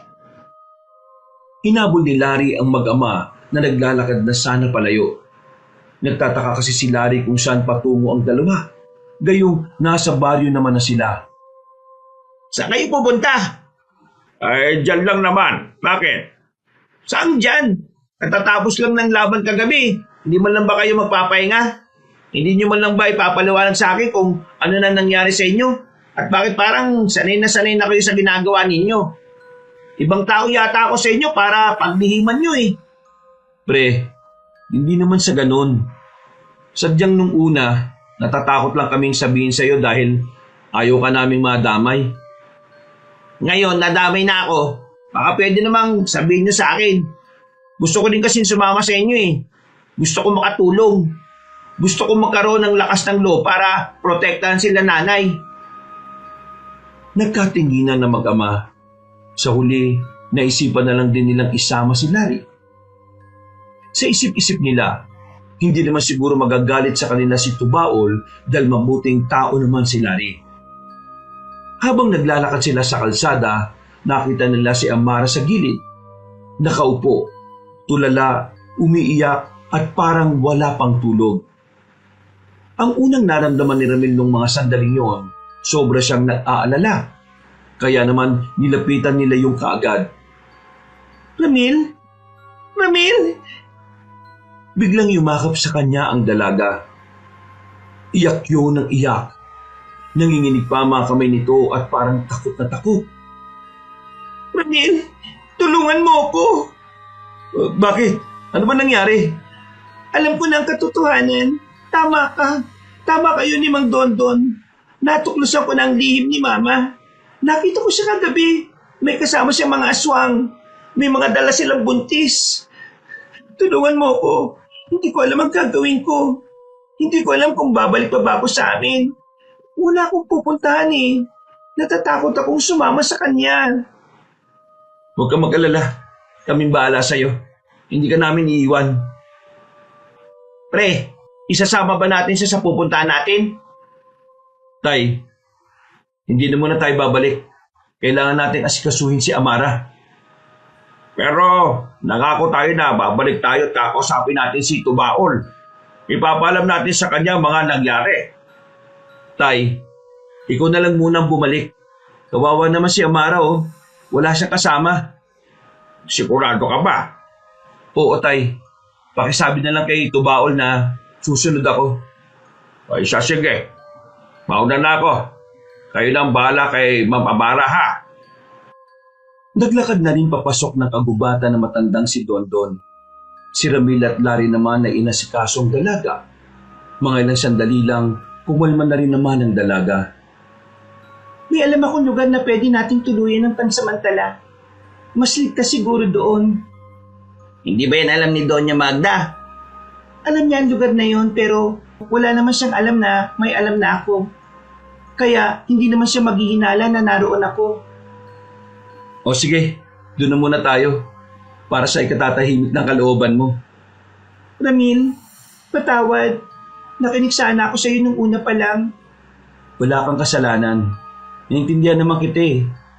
Ang mabuti pa, pumunta na tayo sa sinasabi mong bahay. Pinara nila ang napadaan na tricycle. Agad din naman silang bumiyahe at makalipas lang ang halos 15 minutos na biyahe. Nakarating na rin sila sa isang tila lumang village na kahit ang dalawang binata hindi rin alam ang lugar na yon. Sigurado ka bang dito tayo? Sa nakikita ko parang abandonado na tong lugar na to eh. Pag-aari to ng pamilya namin. Marami sanang titira dito noong bata pa ako. Ang kaso nga lang, nagkaroon ng problema. Yung mga kumuha ng unit, umatras nang magkaroon ng kaaway ang papa ko. Siniraan siya. Pero huwag kayong mag-alala. Yung bahay namin na narito, maayos. Pinapalinis namin yun kada linggo. Kaya magiging komportable naman tayo ron. Habang hindi ko pa alam kung saan ako pupunta. Doon na muna ako. Tumango na lamang si Ramin, pero napansin niyang tila hindi mapakali ang mata ni Larry. Parang hindi to komportable sa lugar na kanilang kinalalagyan. Kaunting lakad lang ang kanilang ginawa. Narating na rin nila ang malaking bahay at sa labas pa lang, masasabi kagad ni Ramin na totoong inaalagaan ng bahay na yon. Sa lahat kasi ng bahay na naroon, yun lang talaga ang maayos at malinis. Ayos! Bahay talaga ng mayaman to ah. Ang laki! Huwag kayong maya na kumilos dito. Mga bisita ko kayo.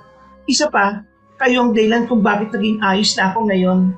Lalong-lalo ka na, Ramil. Wala yun, Amara. Basta maging okay ka lang. Amara, may damit kayang panlalaki rito? Gusto ko sanang maligo kasi ang baho ko ni. Sandali lang. Titingnan ko lang sa taas kung may naiwan pa kaming damit dito. Umakyat ang babae sa ikalawang palapag. Noong mga sandaling yon, naiwan naman ang dalawa sa sofa. Malinis ang sofa. Parang bagong-bago pa yon. Ang sarap siguro tumira sa ganitong bahay, no? Tapos, wala kang kapitbahay.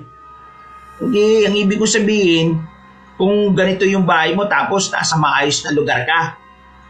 Pero hindi ka ba nagtataka? Nagtataka na alin? Malinis ang buong bahay. May mga nakita akong sapatos sa labas. Basta, alagang-alaga to eh. Tapos, ito lang din ang may kuryente. Pakiramdam ko, laging may nagpupunta rito. Pinagdududaan mo ba si Amara? Ayoko sana pero hindi ko maiwasang isipin eh. Natigil lang ang kanilang usapan nang marinig na nilang pabalik na ang dalaga. May daladala na itong damit at pantalon. Saktong-sakto yun para kay Ramil. Damit ito ng pinsan kong nagbabakasyon dito. Pagpasensyaan mo na. Hindi, ayos lang naman eh. Susutin ko pa rin. Maraming salamat ah. Kinuha ni Ramil ang damit. Naglakad na siya para magtungo sa banyo. Pero sa halip na sa banyo siya pumunta, sinubukan niyang gumala sa malamansyon na bahay na yun. Wala pa siyang napapansin na kakaiba. Pero nararamdaman na lamang niya na merong tumusok na karayom sa leg niya. Nang bunutin niya yon, doon na niya naramdaman ang pamamanhid ng kanyang buong katawan. Bago siya nawalan ng malay, nakita niya pa si Doña Magda. Malabo ito sa paningin niya pero kilalang kilala niya ang tinig nito. Nawalan ng malay si Ramil. Paggising niya ay nakatali na siya sa upuan. Katabi niya ang kaibigang si Lali. Nasa loob sila ng isang silid na malawak at wala man lang kahit na anong gamit. Pagtingin ni Ramil sa paligid, naroon si Doña Magda. Pati na rin ang anak nitong si Amara.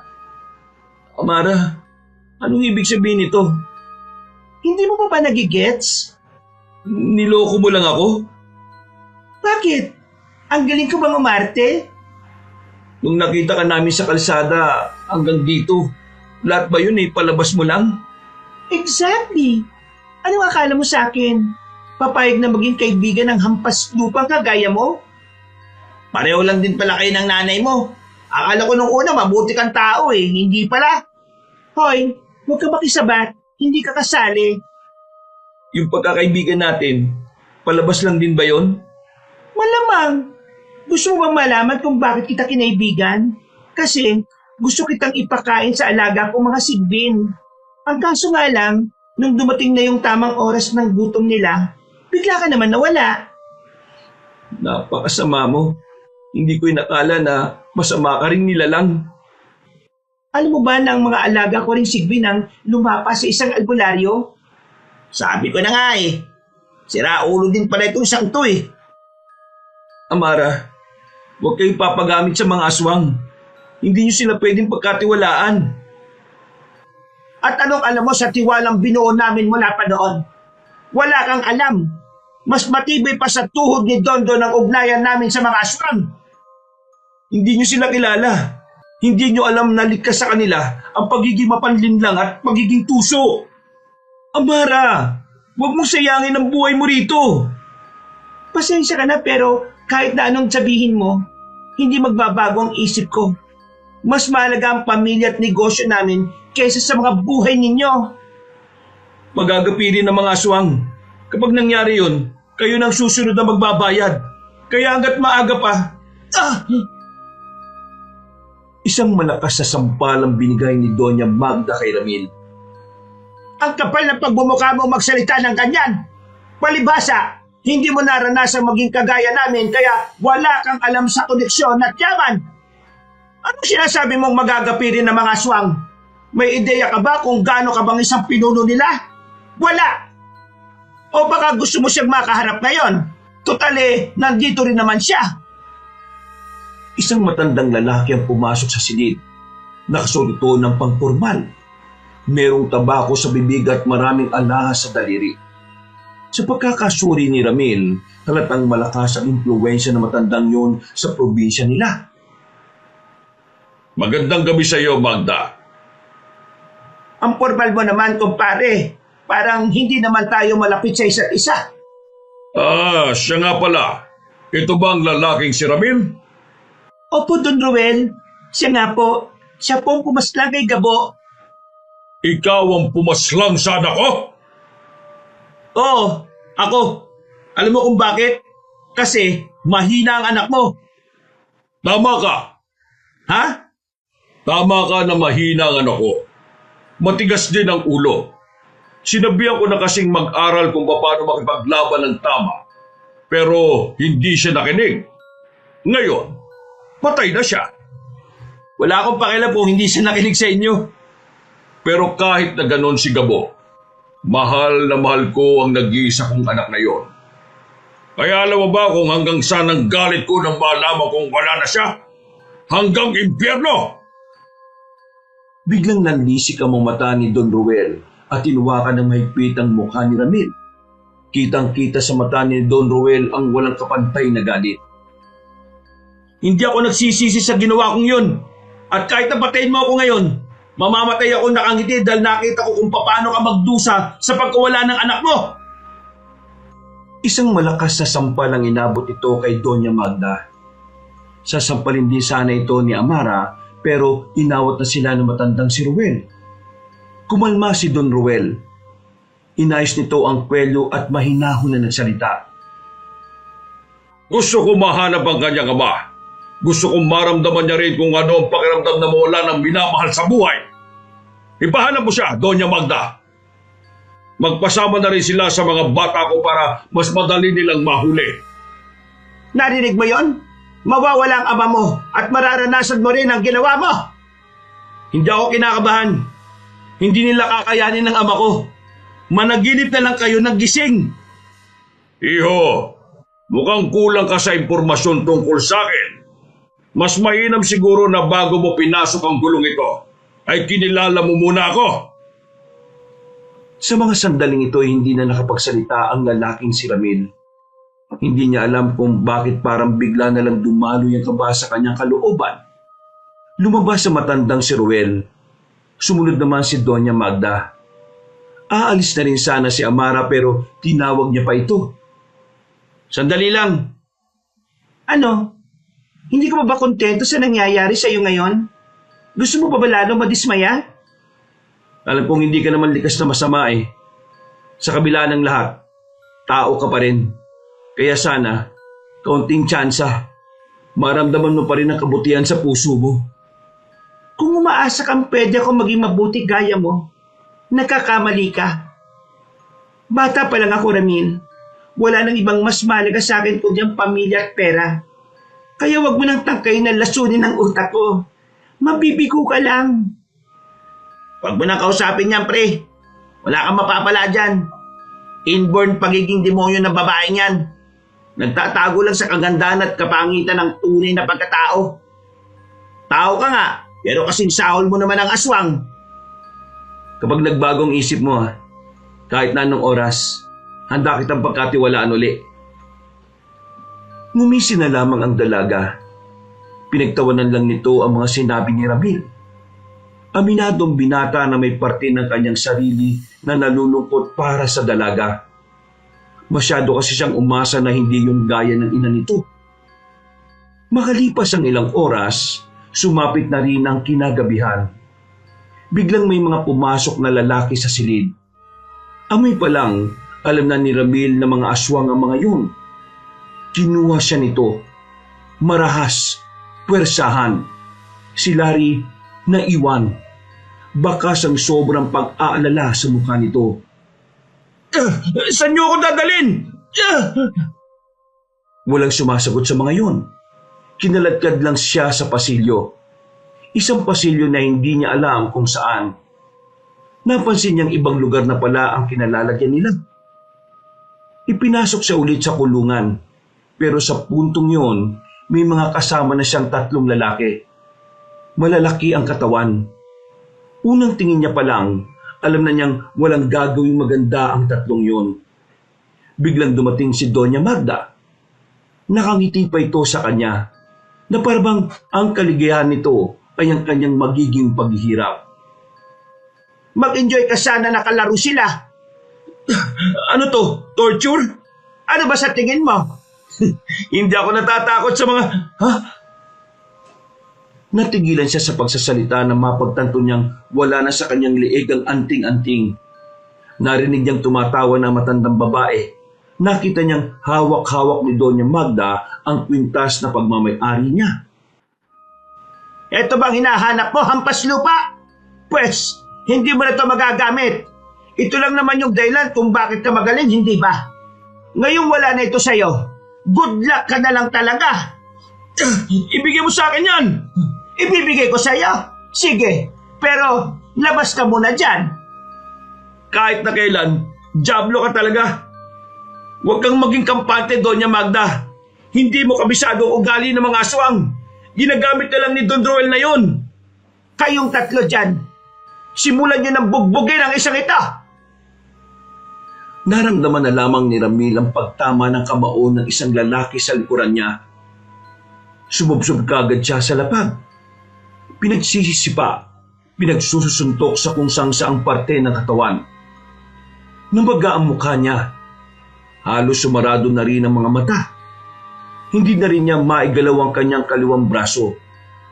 Sa loob lang ng halos 5 minutong pambubugbog, tinigilan na rin siya. Lumabas ang tatlo na parang normal lang ang lahat. Habang siya, hindi na makakilos na maayos. Pero pinilit niya pa rin makabangon. Nanlalabo na ang kanyang mga mata. Sumandal na lamang din siya sa pader. Ang bihira, malas. Tubol, naririnig mo ba ako? Tubol, nandiyan ka ba, Tubol? Malamang, hindi mo ako naririnig. Wala naman ako sa gubat eh. Malalalim na paghinga ang ginawa ng binata. Napapailing na lamang siya. Hindi niya alam ang kanyang gagawin. Wala siyang lakas. Kaya wala siyang magawa.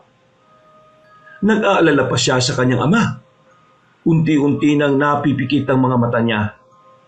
Hanggang sa ilang mga sandali lang, tuluyan na siyang nakatulog. Nagising na lamang siya ng kalampagin ng selda. Nakita niya ang ilang kalalakihan na binuksan ng kulungan. Hinablutan naman siya palabas at kinaladkad. Masama ang kutob ni Ramil. Dinadasal niya na sana hindi nahuli ang kanyang ama. Dinala siya sa labas. Itinali siya sa malawak na kapatagan na napapalibutan ng mga kawayan. Naroon ang mga aswang, iba't ibang uri, iba't ibang posisyon. Higit sa lahat, naroon din ang tinuturing na leader ng mga aswang na si Don Roel. Nakaupo sa isang trono na kulay ginto. Iyo, hintay mo lang. Makakarating na rin ang ama mo. Alam kong gustong-gusto mo na siyang makaharap. Sinasabi ko na sa inyo, hindi nyo kakayanin ang katalinuhan ng ama ko. Kaya kung inaakala nyong basta-basta nyo lang siyang madadala dito, nagkakamali kayo. Mag-ingat kayo sa matandang yun. Mukha lang mabait yun pero puso yun paminsan-minsan. Don Roel, huwag kang makikinig sa kanya. Kilala ko si Don Don. Walang kwentang tao yon. Mahina ang loob. Duwag. Takot. Hindi yun lumalaban. Lampa rin. Kaya hindi mo kailangang intindihan ang sinasabi nito. Ginugulo lang niya ang isipan mo. Huwag ka mag-alala, Magda. Hindi ako papalin lang sa matandang yon. Pagdating niya rito, ipapakita kagad natin sa isang ito kung paano mawala ng anak. Ipaparandam natin sa kanya ng dahan-dahan kung paano mawala ng ama. Ipaparamdam natin sa kanya ng dahan-dahan kung ano ang pakiramdam na unti-unting namamatayan ng kanyang ama. Ilang sandali lang, nakita niyang inilabas na rin ng kulungan ng kanyang kaibigang si Larry. May mga sugat na rin ito sa katawan. Bakas din ng mga pasa sa mukha nito. Ayos lang ako, pre. Huwag mo akong intindihin. Pero bago tayo dumako sa ama mo, unahin muna natin tong nag-iisa mong kaibigan. Anong gagawin niyo sa kanya? Huwag niyo na siyang idamay dito. Pakulan mo ako rito at ako ang harapin mo. Lumaba ka ng patas, no? Huwag kang duwag. Anong gagawin ko sa kanya? Simple lang. Ipaparamdam ko sa kanya ang kalbaryo. Habang nararamdaman mo naman ang impyerno. Tumawa ng malakas ang pinunong aswang, habang ang ibang aswang naman na naroon ay nagpapalakpakan pa. Tila nagdiriwang ang mga yon sa mga kaganapan. Pre, kalma lang ha. Ayos lang ako. Ayos lang. Tanggap ko na. Kaya kumalma ka lang. Huwag mo ngayaan na masira nilang isipan mo ngayon. Kailangan mo makapag-focus ngayon, pre. Kahit na sobrang nababahala ang binata, batid niyang may punto naman si Larry. Kailangan niyang huminahon. Kailangan niyang mapagana ang kanyang isipan. Kailangan niyang makaisip ng ibang paraan para matigil ang mga mangyayari. Maya-maya pa, meron ng mga nagdatingan, mga lalaking armado. Dala-dala na ang kanyang ama. Nakasimpleng suot lang na pangsaka ang tatay niya. Hindi niya makitang suot nito ang anting-anting. Ang palakol ay wala rin. Bagay na lalong nagdulot ng pagkabahala sa kanya. Anak, patawad. Ginawa kong lahat pero nahuli pa rin nila ako. Nasaan ang anting-anting, tay? Bakit hindi niyo suot? Napigtal habang nakikipaglaban ako eh.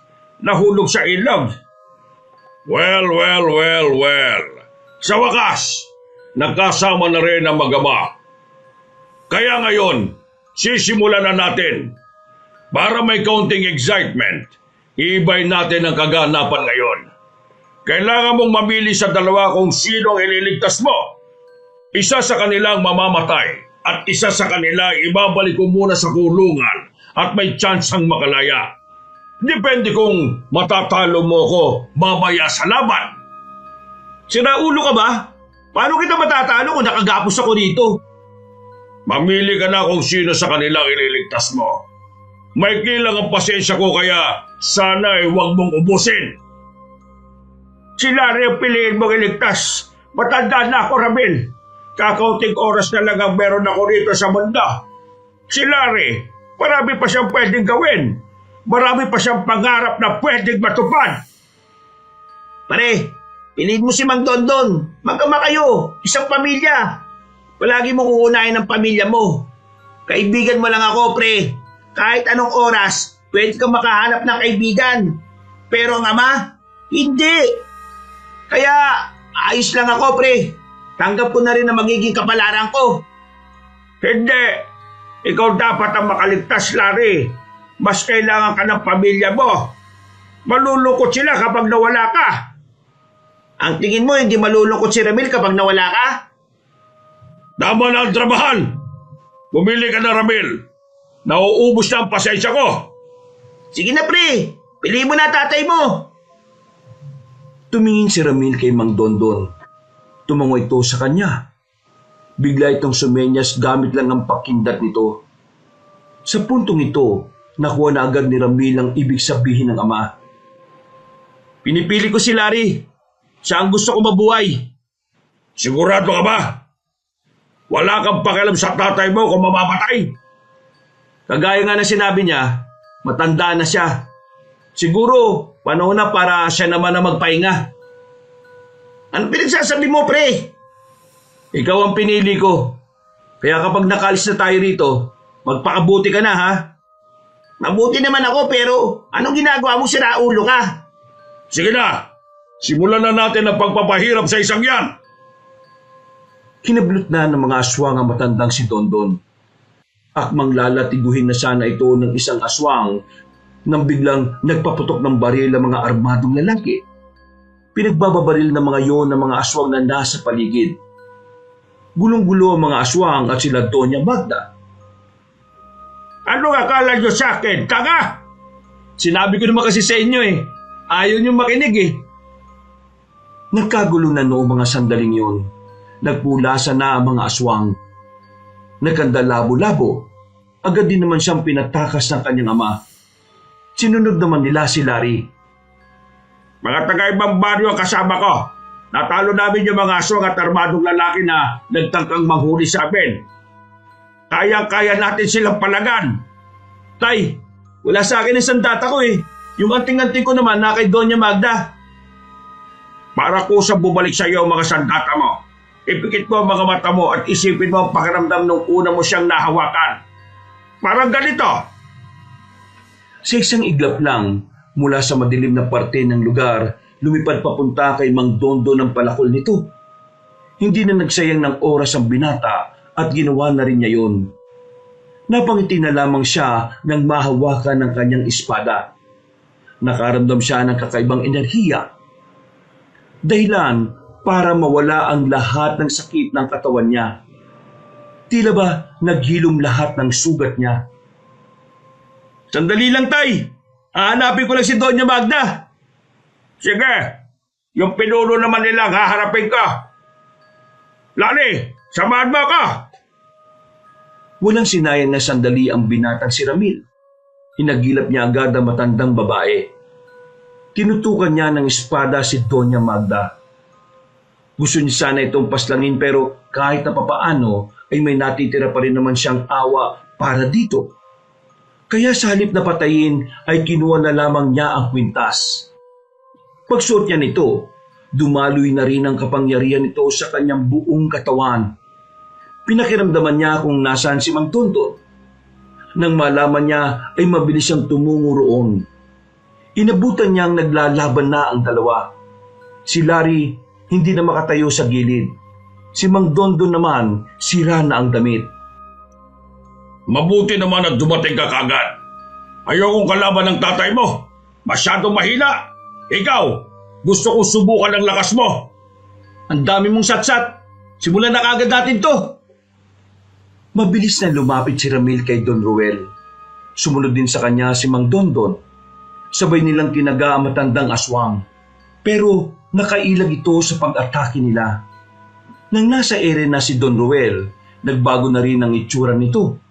Tila kagayang-kagaya nito ang anak na si Gabo. Pagbagsak ni Don Ruel, nadakma nito si Ramil. Pagharap naman ng binata ay isang mahabang kalmot ang kanyang tinumo sa tagiliran. Mabuti na lamang ay hindi yun ganun kalalim. Sinubukan namang rumisponde ni Mang Dondon. Ang kaso nga lang, tila alam na alam ni Don Ruel ang bawat kilos nila. Ito na ba? Ito na bang dapat kong katakutan? Hindi ako natutuwa! Pinagkakakalmot ni Don Ruel si Ramil. Walang magawa si Ramil kundi ang isalagang hawak niyang espada. Sa sobrang bilis ng pinunong gabunan ay hindi siya nakakuha ng pagkakataon. Sinusubukan niya ring gamitin ang kalakasan niya pero hindi niya alam kung ano ang pumipigil sa kanya. Tumilapo na naman si Ramil. Sugatan na naman ang katawan niya na kanina lang ay kakarecover lang. Habang si Don Ruel naman ay wala man lang kahit na anong tama. Binugbog siya ng binugbog na matandang gabunan. Si Mang Dondon hindi rin makaubra. Kahit anong gawin itong pagtulong sa anak, wala rin nangyari. Sobrang layo ng agwat nila sa kalaban nila. Hindi na yung kagaya ni Gabo na kayang-kaya ni Ramil talunin. Ibang lebel ang matandang si Ruel. Sinubukang bumangon ni Ramil. Pero nangihina na ang tuhod niya kaya bumagsak na lang din siya. Napatingin siya sa kanyang ama na nakahiga na rin. Hindi na rin makabangon. Hindi ko alam kung sino ang tumulong sa inyo para maging malakas. Pero malas nyo. Hindi pa rin sumapat kung ano man ang kaya nyong gawin. Marami ka pang kakainin bigas. Tinapakan ni Don Ruel ang ulo niya. Noong mga sandaling yun, nanlalabo na ang paningin niya. Maya-maya lang ay narinig na niya ang pamilyar na tinig. Akala niya ay nasa langit na siya. Gamitin mo ang kapangyarihan ng anting-anting. Inutil ka talaga. Sino ka? Sino kinakausap mo? Nagtataka si Don Ruel nang biglang magsalita ng gano'n ang binata. Kahit si Mang Dondon at Larry ay napaisip din. Tubol? Hindi Tubol ang pangalan ko. Tubaol. Ay, Tubaol. Oo nga. Tulungan mo ako. Paano ko gagawin ang sinasabi mo? Alalahanin mo ang pakiramdam mo nung unang beses mo siyang nahawakan. Sa kalalabas ang tunay niyang kapangyarihan. Nawala na ang maywagang tinig na naririnig ni Ramil sa utak niya. Ipinikit niya ang kanyang mga mata. Maya-maya lang, nagulat na lang si Don Roel nang biglang hinawakan ni Ramil ang paa niyang nakatapak sa mukha ng binata. Kakaibang lakas ang dumaloy sa buong katawan ni Ramil. Dahilan para makabangon siya na parang walang nangyari. Hinawakan niya sa paa si Roel. Bigla niya itong ibinalibag. Maraming salamat, Tubol! Pinaulanan kagad ni Ramil ng maraming suntok ang matandang gabunan. Dahil sa pagkabigla, hindi na nagawa pang makaiwas ni Don Roel. Basag-basag agad ang mukha nito. Hindi pa nakontento ang binata. Lumipad ang espada niya pabalik sa kanyang kamay. Nang tagay niya si Don Roel, agad itong nakailag. Anong nangyari? Bakit bigla kang lumakas na ulo ka? Sino kinakausap mo dyan? Nandito ako sa likod mo, no? Pagharap ni Don Roel, agad na itinarak ni Ramil ang espada. Hinugot niya ulit. Pero hindi pa man nakakalayo ang gabunan, itinarak niya pa ulit ang espada ng 2 pang beses. Tutuldukan ko na yung panggagamit mo sa mga tao. Lalong-lalo na sa mga buntis at sanggol. Hindi pwede to. Hinugot ni Ramil ang kanyang espada. Walang ano-ano, hinagupit niya ng malakas ang leeg nito. Sa puntong yon, natalo na rin niya ang pinunong gabunan. Nakahinga na rin sila ng maluwag. Pero inubos na muna ni Ramil ang mga natitirang aswang. Makalipas lang naman ng ilang minuto, tuluyan na nilang nalaga sa mga aswang. Umalis sila sa lugar na iyon na dala ang tagumpay. Mula nang matalo nila ang mga aswang, napanatag na rin ang kalooban ng mga buntis sa kanilang probinsya. Samantala, ang mag-inang Magda at Amara naman ay tila inasawa ng karma. Mula kasi nang mawala si Don Roel, nagbagsakan na rin ang kanilang pinagkakakitaan. Lahat ng koneksyon nila ay lihim din palang pinaslang ng mga aswang para agawin ang yaman. Lahat din ng mga taong nag-invest sa kanila ay nagalit ng malaman ng kanilang ginagawang masama. Nalaunan, nakulong din si Doña Magda at si Amara. Samantala, makalipas ang 1 linggo, saka lamang nagbalik ng kagubatan si Ramil at Mang Tonton. Kasama na nila si Larry sa mga sandaling yon. Humarap sila kay Tubaol para ibalik ang kanilang mga sandata. Ang mga sandatang yan ay inyong nang pag-aari. Ganon din ang anting-anting na inyong suot-suot. Tubaol, gusto lang naman naming mamuhay ng mapayapa eh. Mukhang hindi na namin may tutuloy pa ang tungkulin namin. Naiintindihan ko ang inyong desisyon. Ganun pa man, labis pa rin akong nagpapasalamat sa inyo. Tinalo nyo ang kasamaan. At bilang pagtupad sa aking pangako, ipagkakaloob ko ang inyong gantimpala. Noon ay nasabi nyo na nais nyo ng maginhawang buhay. Kaya, Hindi na, Tubol. Tubaol nga ang pangalan ko. Teka. Nasaan ba yung nagsasalita? Siya mismo ang kagubatan. Hindi nyo tinatanggap ang gantimpala? Hindi. Napagtanto namin ni tatay na higit pa pala sa gantimpalang dahilan kung bakit namin ninais na maipanalo ang laban. Ang makitang nasa kapayapaan ang lahat para sa amin, panalo na kami ron. Maraming salamat din sa tiwalang ibinigay mo sa amin, kahit na hindi namin nakikita. Narito lang kami para isauli ang mga sandata. Hanggang sa muli, kaibigang Tubol. Tubaol nga!